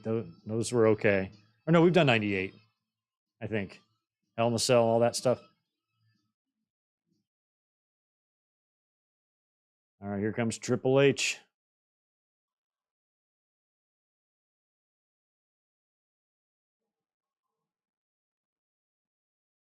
Hi, Steph.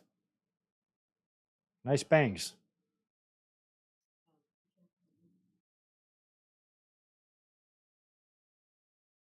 Okay, Stephanie.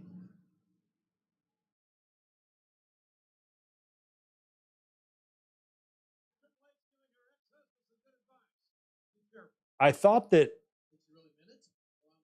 match was the main event. I must have misremembered. It must be Show and Brock.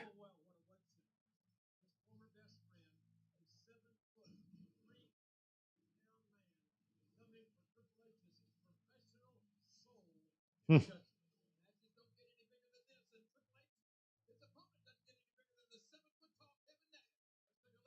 All right. I remember when Nash came back and Triple H kind of turning on him and letting it be known where he stood.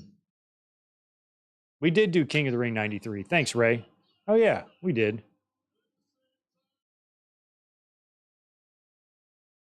Oh, yeah, Triple H and Steph were probably finding their way back to each other because they've been divorced on screen, right? For all that time. And yeah, they were about to get actually married.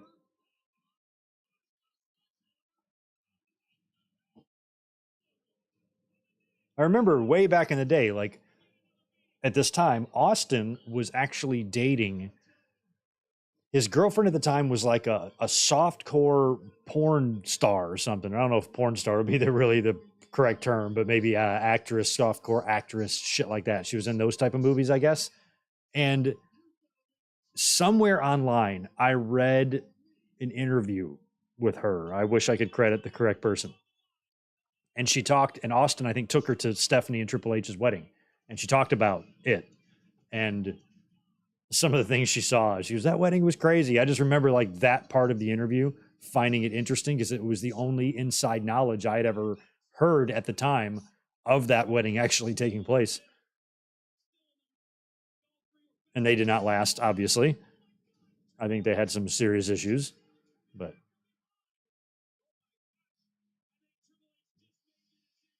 I don't even recall her name. I just remember the situation.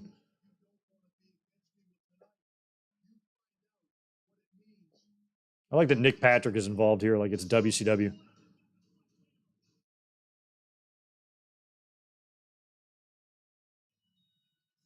Oh yeah, we just watched that, right? That was Backlash that we watched a couple weeks ago with that 6-man, and that's going to lead to this title match. I just think it's ironic too. You know, Nash, even though Nash and Triple H are buddies and they're friends in real life, you know, Nash was the guy in WCW that, you know, if he wanted the championship, he could probably politic to get it relatively easily. And now Triple H is in that exact same position.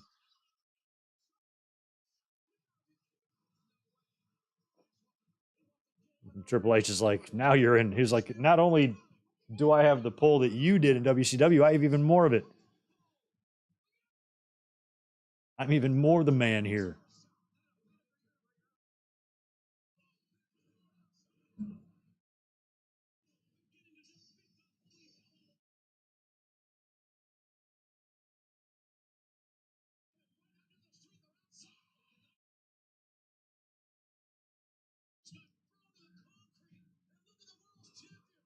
The world champion fleeing the scene from an angry Diesel.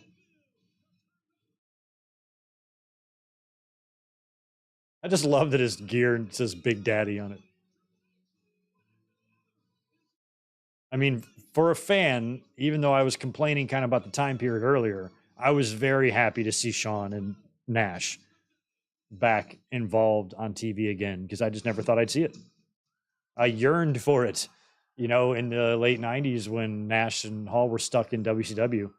I was like, God, I wish we could get them back here. And it took a while, but so Shawn's going to be in the corner. Hi, Shawn. Are you going to kneel down and pray and all that? And with the fireworks? Yeah, you are. Oh, no, not yet. You're not doing all that yet. Just the normal pose. Okay, cool. The individual. Well, you're being a particular individual in jail.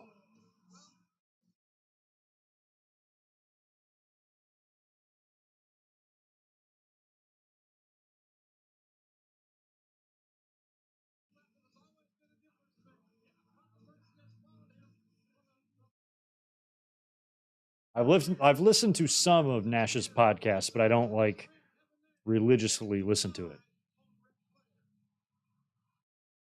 because I don't have time.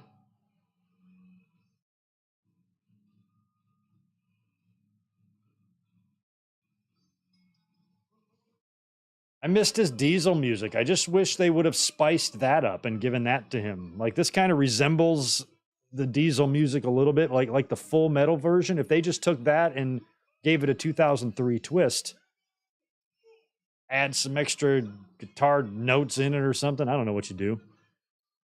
I ain't no music person, see, you know, but like I'm sure you can do something to it to make it sound or better. Oh, he's got the upside down fire. Oh, it's so cool. I mean, it was cool to see all that back. I really did miss Kevin Nash when he left. I was sorry to see him go in 96. He's still in great shape here.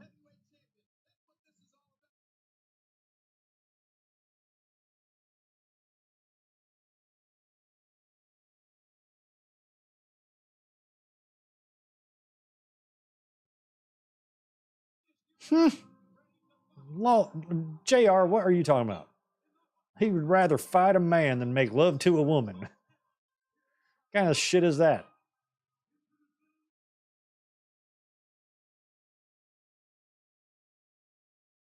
I like how everybody gets an entrance.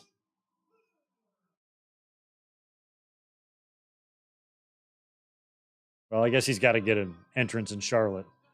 This very same building I was at the night after Survivor Series in 01 when Ric Flair returned. I've been to a handful of house shows in this building. I saw Austin win the WWE Championship in this building in 99. I've seen a lot of stuff there.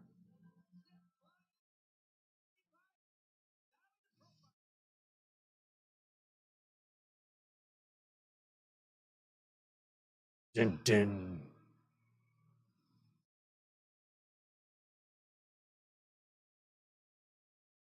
I like the flames. I like all that.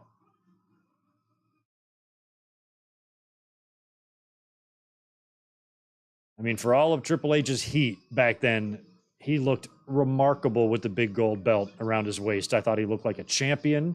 He represented, embodied what a champion should look like in my mind. He wore the title instead of dragging it around. He had respect for it. He just was married to the boss's daughter, and that made the fans unhappy. He was.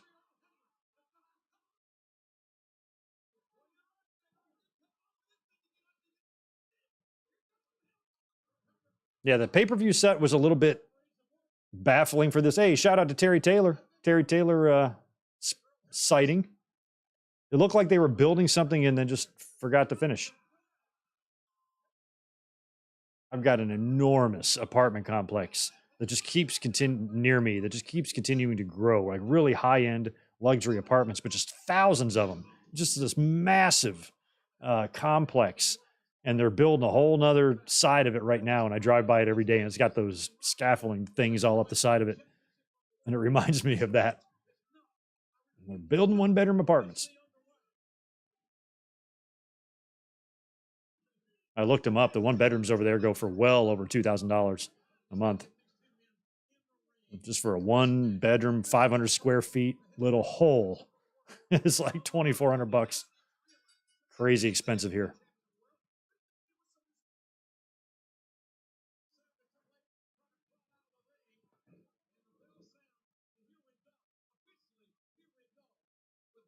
I like Triple H in the purple trunks. He wore them a little bit in 03. I think he won them at WrestleMania, or he wore them at WrestleMania. He wore them. He would do that match in South Carolina with Ric Flair on Raw that night that they gave him like the post-match celebration. I think he wore them there too.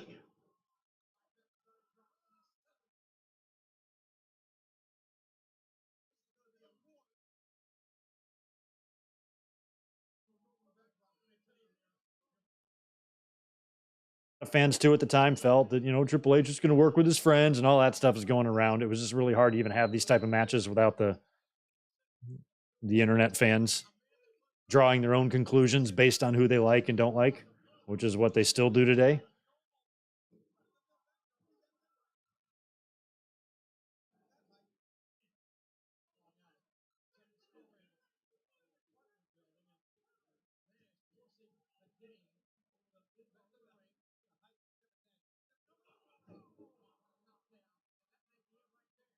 Miz and Maurice went to the Kentucky Derby instead of Puerto Rico yesterday. Shout out to my sister who was conceived in a Winnebago at the Kentucky Derby in the 80s. My parents did an annual trip with all their friends when they were younger.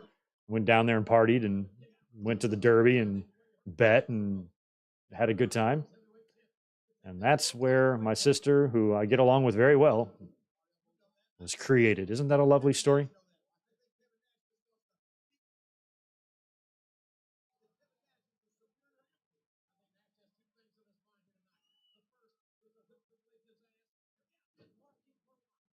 Oh, shit. See, we are pro wrestling. That's why you hang around, because I just blurt out some shit that I kind of half-ass remember, and then you pinpoint it for me. The night after this, yeah, that would make sense, because they were in Charlotte here. Oh, I should have thought about that. Greenville, South Carolina is where they would be, in the Bilo Center. And I think that's all where all that went down, because I remember regretting missing it,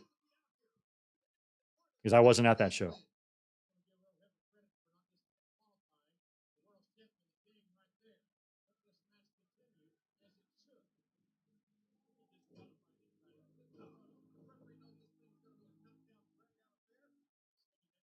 I remember like reading about it, because I don't think the post-match shit was on Raw. I think that was like off air.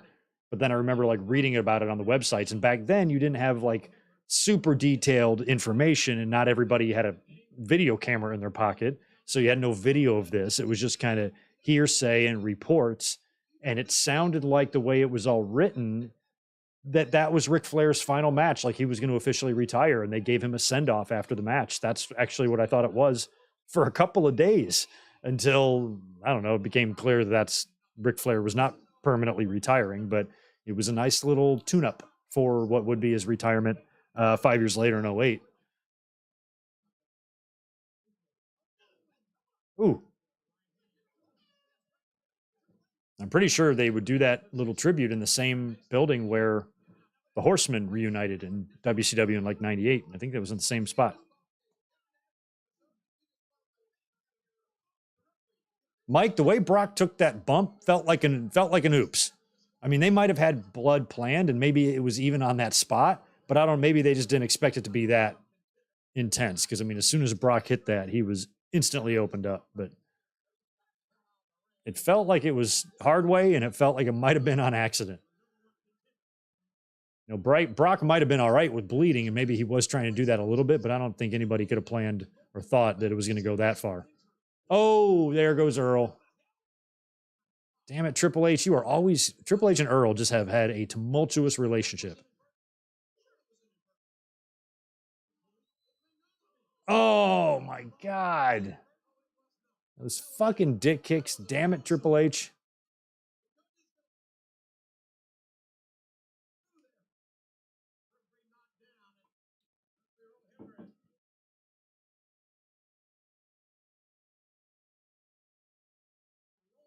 Yeah, we've all seen the tribute now, but back then you didn't get that footage for a while. So when you were reading about it the next day, you didn't really, it was hard to really know what happened because really there wasn't any footage around. There's no WWE YouTube channel where they're putting any of that shit up. It took until that DVD coming out for anybody to see it. Speaking of exposed turnbuckles.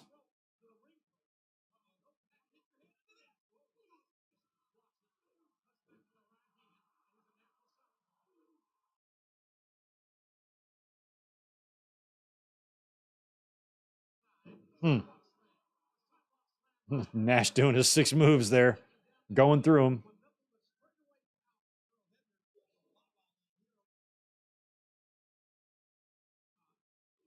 Yeah, Smitty, I don't know. Probably, I mean, is that what they were doing at WrestleMania? Were they actually stitching up Finn during the match? I think they might have stapled him up, but with Balor, that it was in his head and it was, in his hair. This is right in the center of Brock's face. So you can't really just staple him. It's still going to look gnarly as hell. So it's just, that would have been tough to do.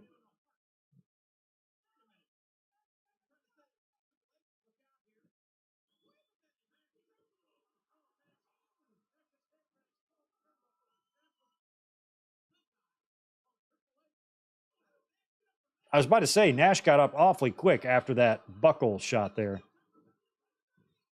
I'd agree.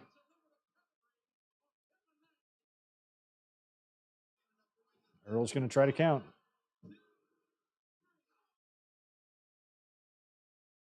It's not 3.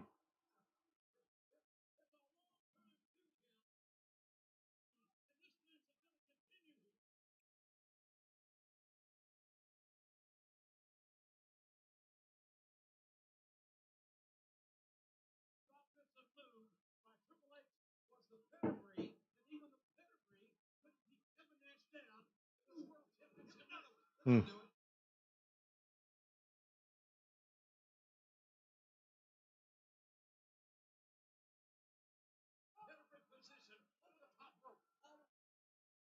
I'm trying to think, actually, now that I think about it, this might have been,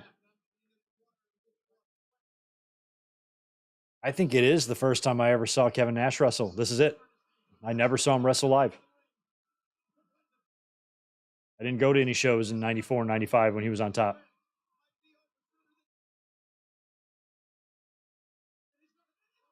Oh, Earl. Oh, Earl, down he goes. Is that how the DQ is going to happen just like that? Yeah, that's it. So now they just brawl their balls off and then they wind up on the.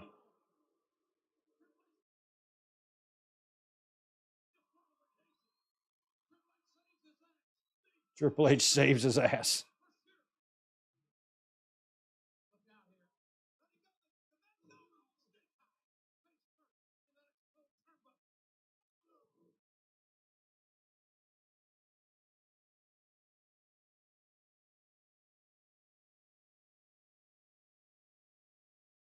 Power bomb to Triple H. And it ain't over either. Nash is mad.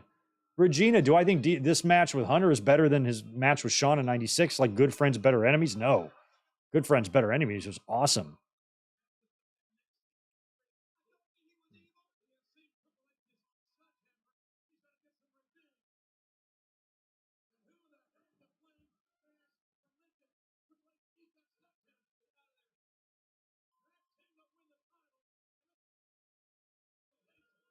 What's going on with the NBA and NHL playoffs tonight? We got Suns and Nuggets right now. 22 seconds left. Sixers beat the Celtics today. 2-2 tied there. Right on. Oh. Are we good? Did you guys lose me at all?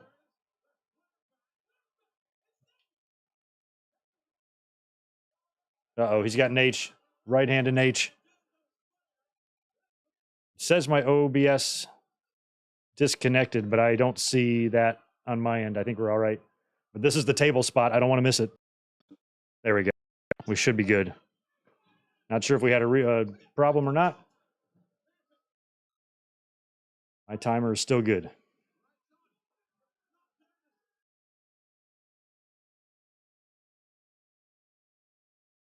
There's the thumbnail right here. Boom. Ooh. I do remember that visual from my seat. I just remember like just the angle of it, how it looked, Triple H going through the announce desk. I remember all that.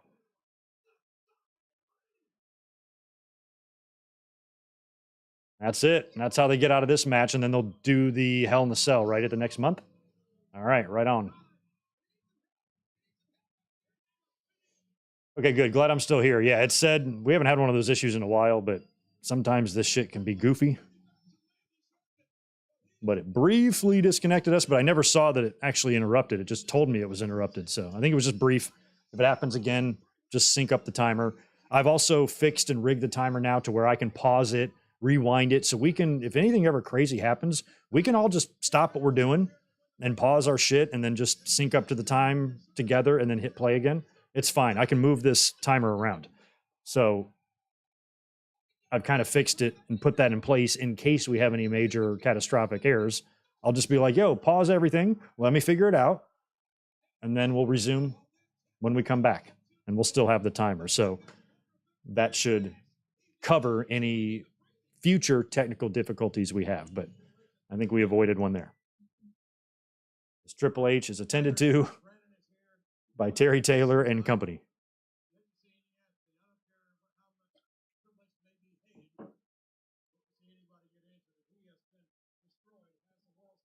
He has been destroyed.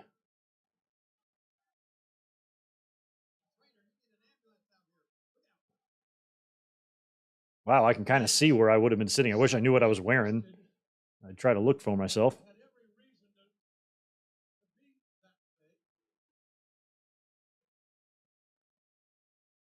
We got a fatal four-way women's title match coming up next. That'll last about 3.5 minutes, if that. And then we're on to the main event with Brock and Big Show.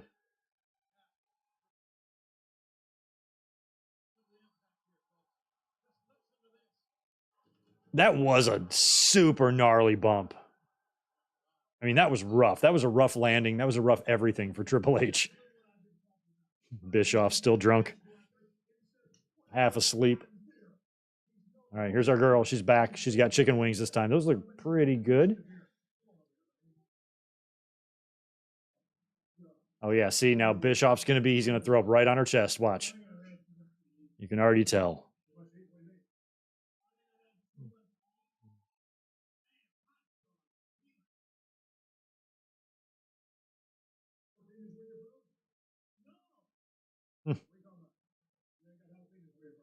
You ain't got jalapenos from where you're from.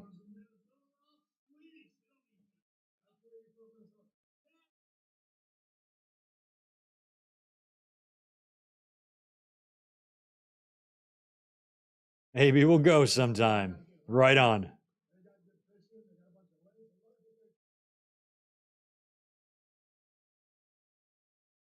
There he goes. Don't ruin those wings, man. It's a waste of food. Oh, look at the. Did he spit on her too? And he barfed, yacked over the edge. Right down on those guys. I love it.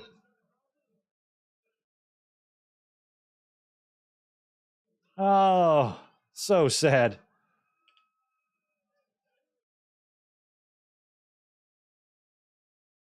Ew. Oh, we're going to get a replay of this? That's nice. This poor girl. I knew they were going to do something to her. It was just too obvious. Ew. Ugh.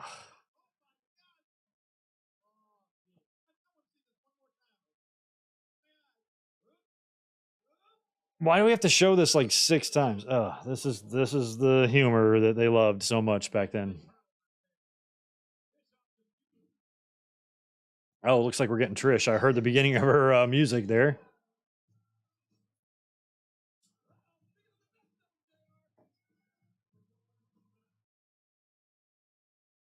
Fatal four-way. So Trish is not, I have no idea who the champ even is.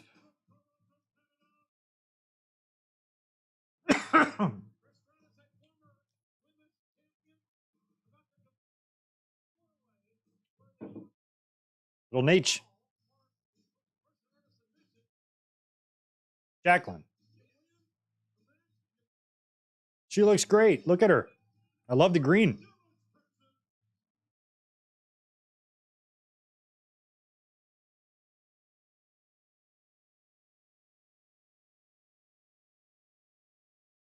Champ is Jazz.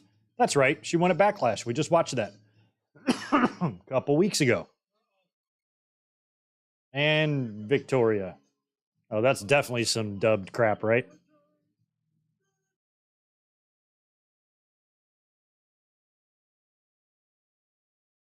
She was in such good shape. She was dominant. She should have been booked more dominant.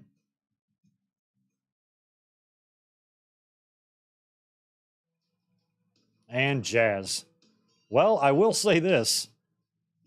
It's rare for to find a fatal four-way women's match during this time period where you really do got some mad respect for everybody in the ring. I do. They're all great workers. Trish had gotten better by this point. She was very good. Victoria's awesome. Miss Texas has always been good. And fucking Jazz is a beast. So this is a match. This is a match worthy of the women's championship in my mind. Oh wow. Oh, do-si-do. Nice double team. Is Trish wearing like a back brace? Or is that part of the outfit? Oh, that's part of the outfit. I thought maybe she was injured.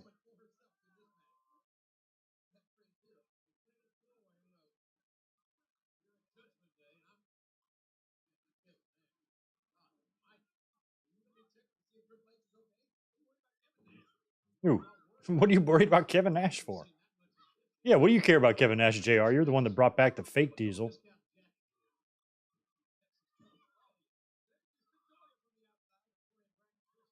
Look at the guns on Victoria. My God. Ooh, Trish, good post bump. Jackie suplexing over Jazz. This is great.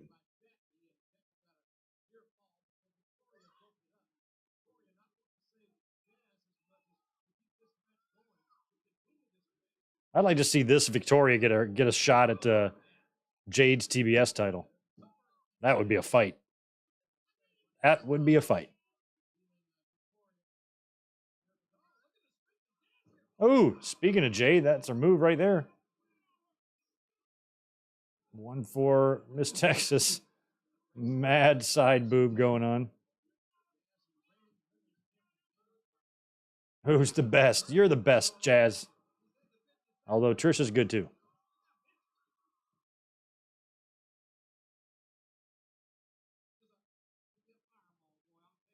She can be a fireball, boy.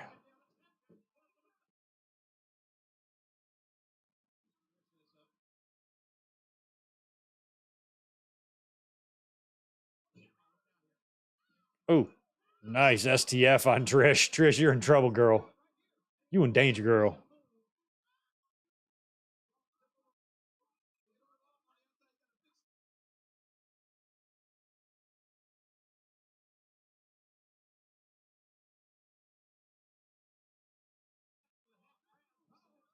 Ooh, nice.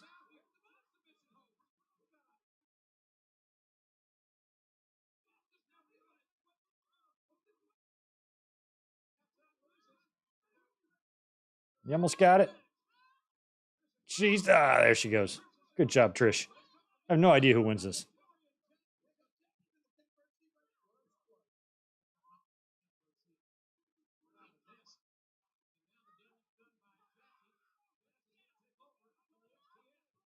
Come on, Victoria. Oh, Trish is back up. Oh, nice drop kick. Close range, too.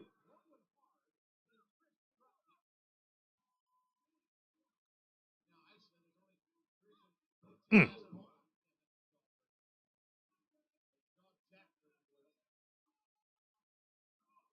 As a wrestler, are there any wrestlers in the chat right now? I don't understand how you take the jawbreaker without it hurting. I mean, I know there's a little bit of give in the ring, but even if you're clenching your jaw and putting it on the top of somebody's head, I still feel like when you go down and hit, it's going to jack you. I wouldn't want to take the jawbreaker. I'd worried I'd break my jaw. I'd be worried I'd break it. But maybe there's a secret to it to where it doesn't hurt because everybody takes them.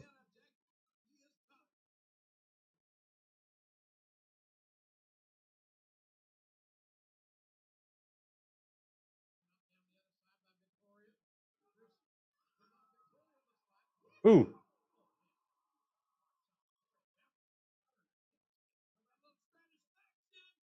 Oh my God. Jesus Christ. Oh, that was so gnarly. She went for Stratisfaction and just got thrown right over the top and didn't have time to really properly break or fall. Just face planted. Ooh, good DDT. And that's it. That's it. A hard DDT.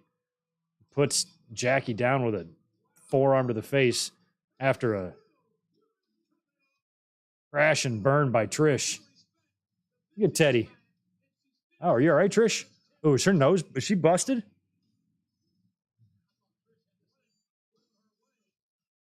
She might have landed on her face. Poor girl. Look at this. Oh, yeah, it was Victoria that did it.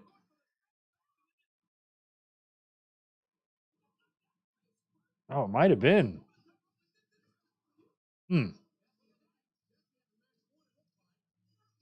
Yeah, that was a real bad bump.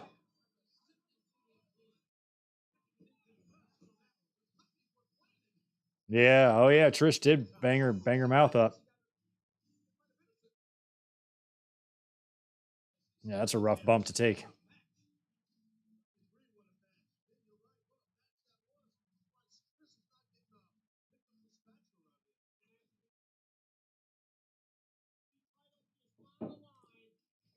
Brock Lesnar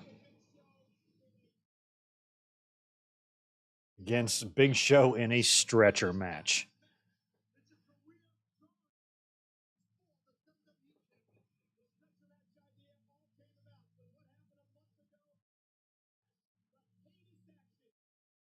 Oh yeah, it was at Backlash when Big Show played baseball with Rey Mysterio.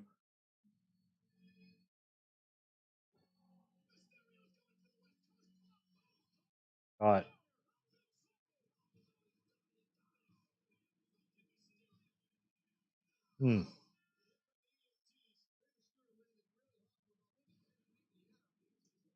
It took him a long time to kind of pay off Brock and Big Show. I mean, back at Survivor Series, we saw Big Show beat. Oh my God, this was so crazy.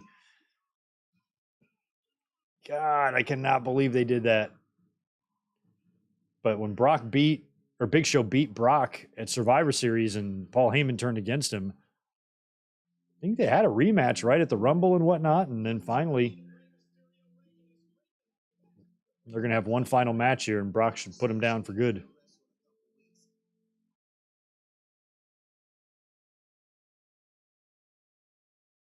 Oh.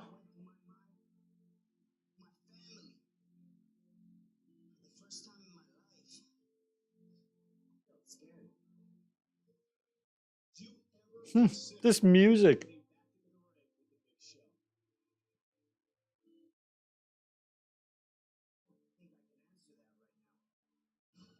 Oh no. Ray just completely leaves frame. Okay, so this is what Brock comes out to save poor Ray.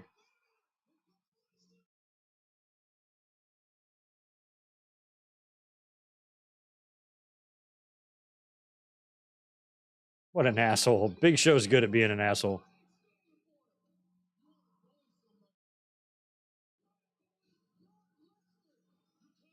One of the extras on the Judgment Day 2003 DVD was the Andre the Giant Killer Khan stretcher match. That's random, but I guess because it was a stretcher match. That's really cool. They had every match possible, man. They had cage matches. That's awesome. I was scared shitless as a kid of Killer Khan, like legit scared. Oh yeah, they're talking about it here. Huh. That's cool.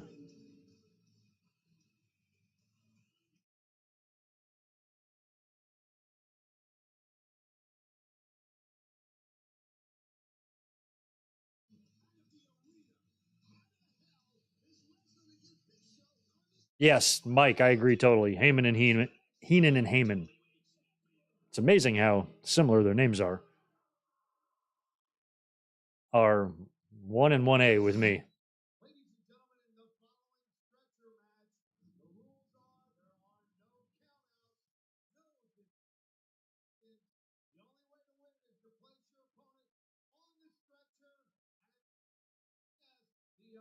That's what that yellow line was for. All right. You got to wheel him past there. All right.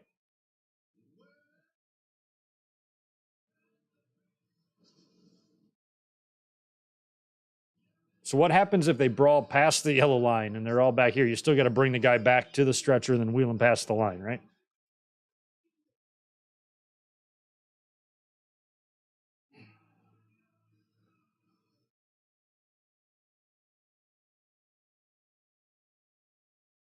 I remember thinking I bought a ticket to a show that Big Show was the main event of.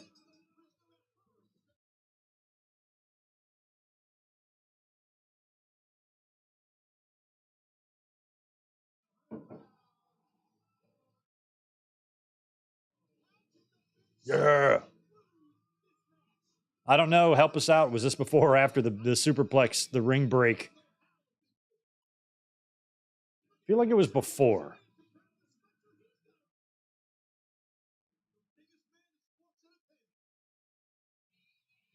All right. Would be cool if we could somehow get one more "Here Comes the Pain" call by Taz.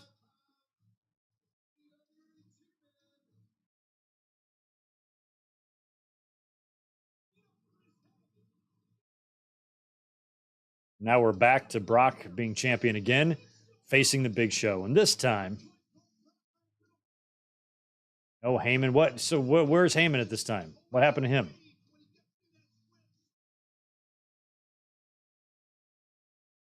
Yeah, it's before.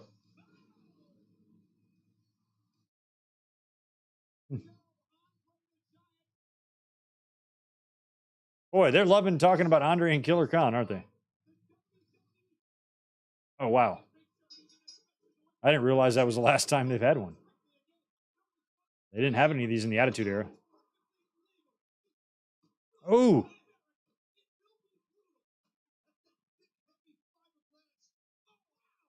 damn. Damn, Big Show. He took some punishment there.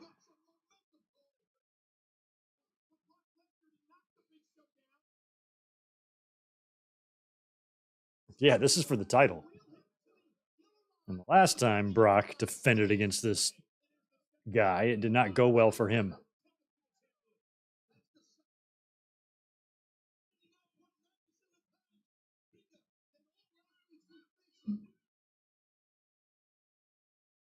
Resale tickets have hit more than that, Mike. They're already in the 60 range, I think, for that now. It's gonna be a big show. No pun intended.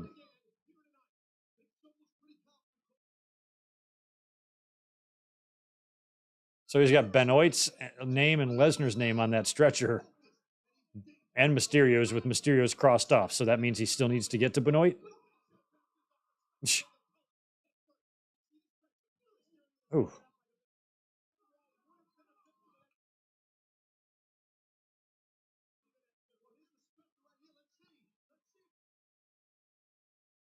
damn! Right in the teeth of the Big Show.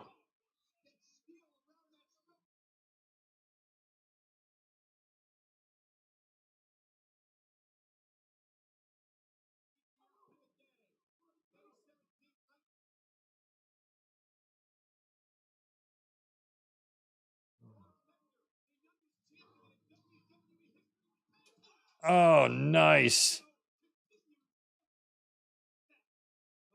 Damn, press slam on the stretcher.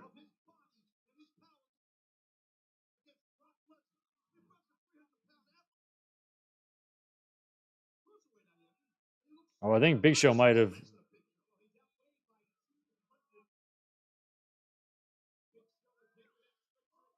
Oh my God. Jesus.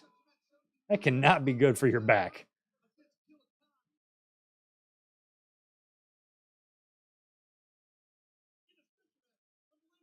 Unbelievable, says Taz. Unbelievable. Oh, really? They haven't done one since that Batista Shawn deal? That's crazy. That was a good one. Didn't realize I was here in San Diego. That's an I can't believe the name's Kraken.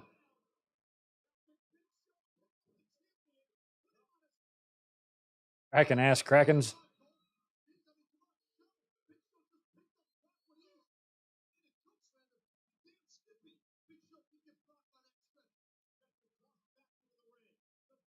I love that the stretcher basically just has car seat belts attached to it. Is that what they use to?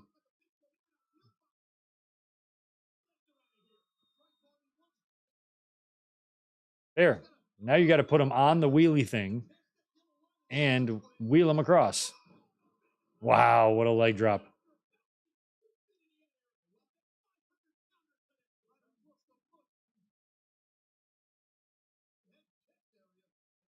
Your whole face, neck, head, and chest.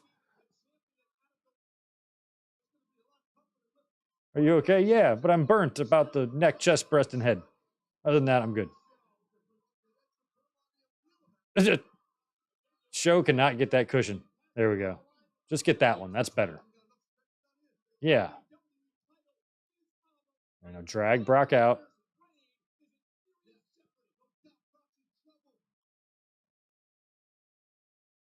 I just don't remember if there was any on-screen reason for Heyman and Big Show no longer being affiliated. He's going for it. Brock, you better kick. Ooh. Wow. Oh, Brock's over the line. I feel like the yellow line should be like a little further back.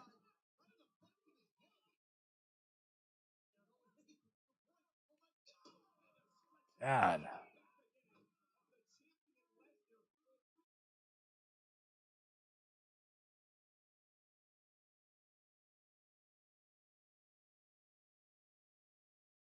Brock can bump so good. I just love the way he spills and takes falls.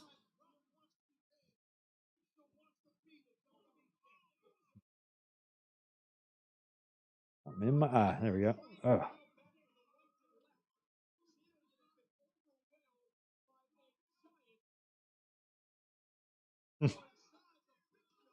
It's fun looking at the crowd, you know? Like, they don't all have their phones. Oh, there we go. Yeah, why don't you eat a couple of these, fucking Paul White? There, take one of those. One of those.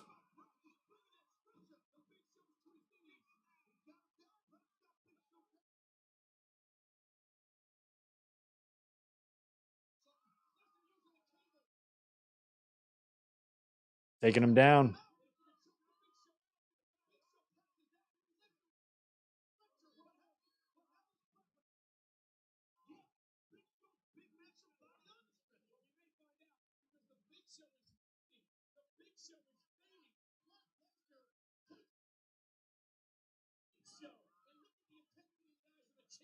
Oh, yeah, Heyman was with Team Angle. I forgot how all that happened.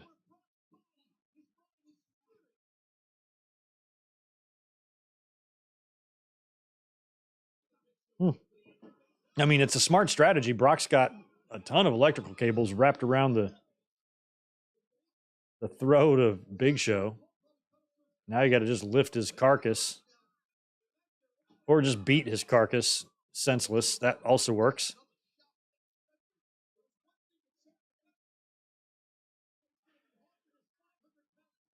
Oh, yeah, there you go. Lower it.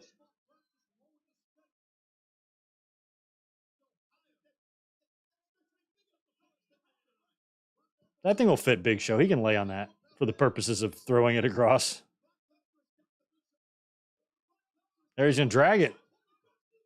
Oh, you dumbass. It's like Back to the Future at the end of the movie. He's trying to get the thing in there. There's not enough slack.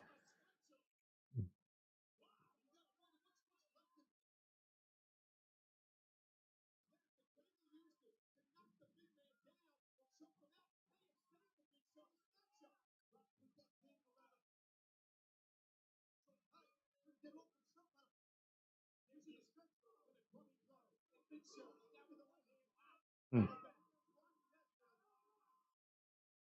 Nice. Look at there. Brock with little gymnastics and a spear. Down goes Big Show.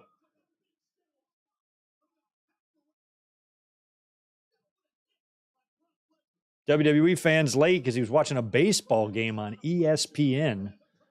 I'm not sure if that's really, if we'll tolerate that. We'll let it slide this once since it's the end of the show. Oh!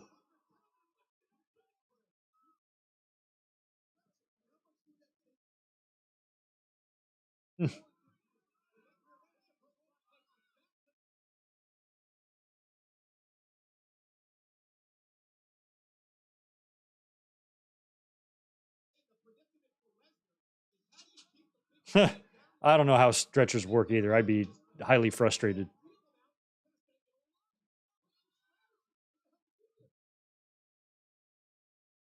There you go. Just ram him.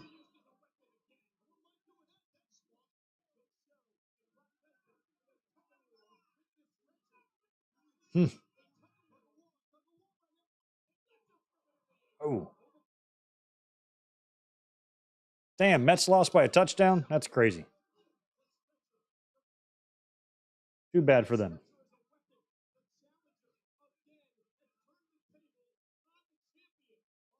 Oh. Big Show now is assaulting the stretchers. I love that they have to put the cushion back on it. I mean, I just lay him on there without it. Why give him comfort?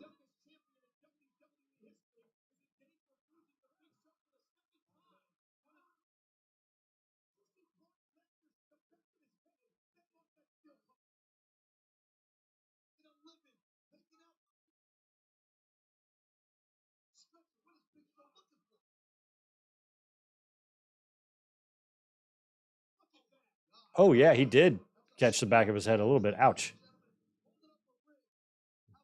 They got more of those stretcher pieces for him to use as a weapon. Jesus, that is just so crazy.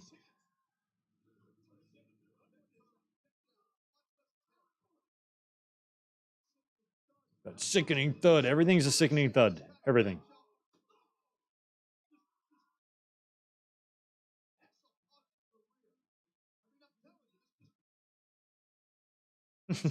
Is that what it does, Daz? Does it pick an athlete apart?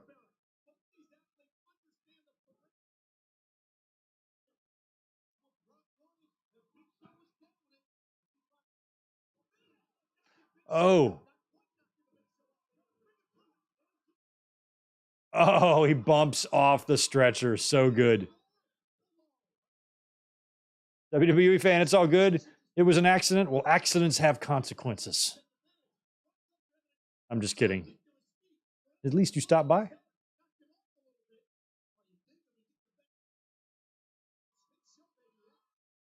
Great. Whatever happened to matches like this, they're still around. You can find them on Peacock in 2003 and other great eras.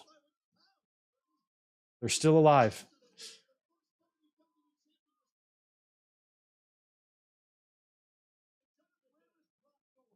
They should do a stretcher match, but with like a modern stage, like a ramp that's sloped, and you have to wheel his ass up the ramp. You can't just beat him. You have to save enough strength to actually wheel him up an incline and then over the line. Just to add a degree of difficulty.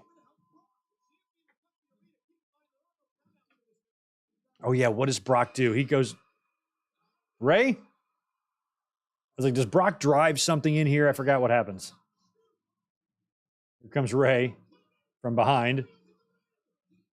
Good, some fucking revenge.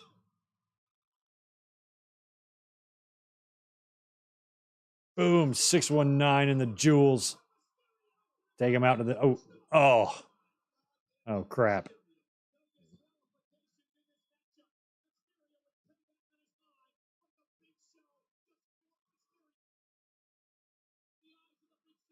There's no time to strap him up and do this again. So Lesnar better come out there with something.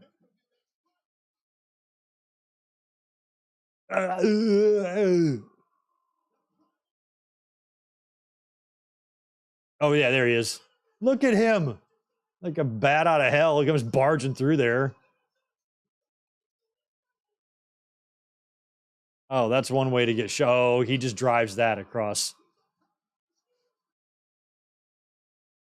Wow, it's like Austin on the Zamboni.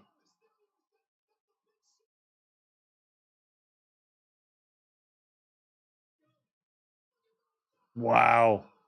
Awesome. He's fucking fired up. Yeah, show, you're in big trouble. F5. Oh, suplex.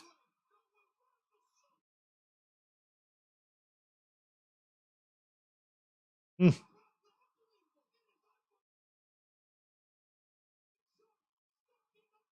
Yeah, F5 him, and I forget how I guess he just rolls him under the ropes once the time comes. Ugh.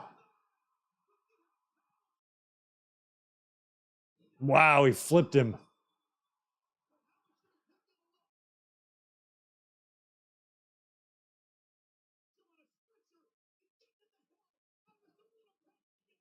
Yeah, you got to drag this beached whale onto this pallet.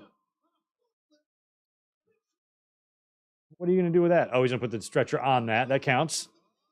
Smart. I was about to say, I didn't know if the forklift was going to count, but if you put the stretcher underneath him, that ought to do it.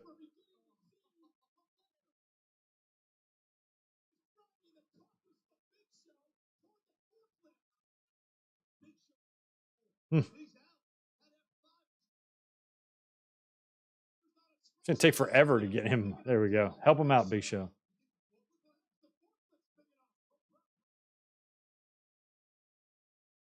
God, don't. Oh, there you go.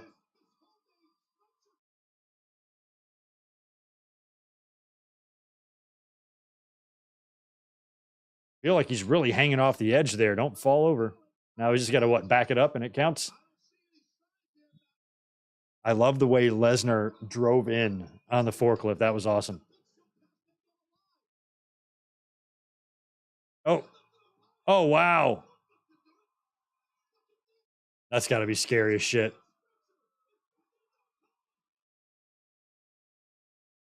Oh wow, and that's it.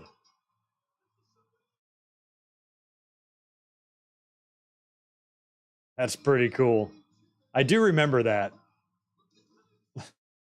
Big Show up there planking on the forklift.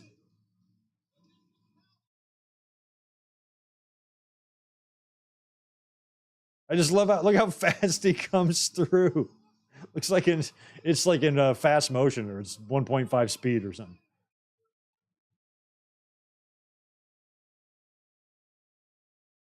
Pretty good. Yeah, this I remember too. I remember my seat. And I remember Brock posing next to Big Show on the forklift. I remember all this. So cool. Wow. I thought that pay per view was pretty good. It had two really fun world title matches, even though one was a disqualification. We got to see a Hulk Hogan and Roddy Piper match on the card. That tag match was really good. Bischoff puked on some fans. I think overall it was a really fun pay per view, a really fun pay per view. So I'm glad we finally knocked that one out. I've been talking about it for years that I attended the show, but I've never even done a review of this show. So maybe a review will hit the channel in the future as well. But anyway, thank you so much for being here. As always, guys, I appreciate it. I am exhausted.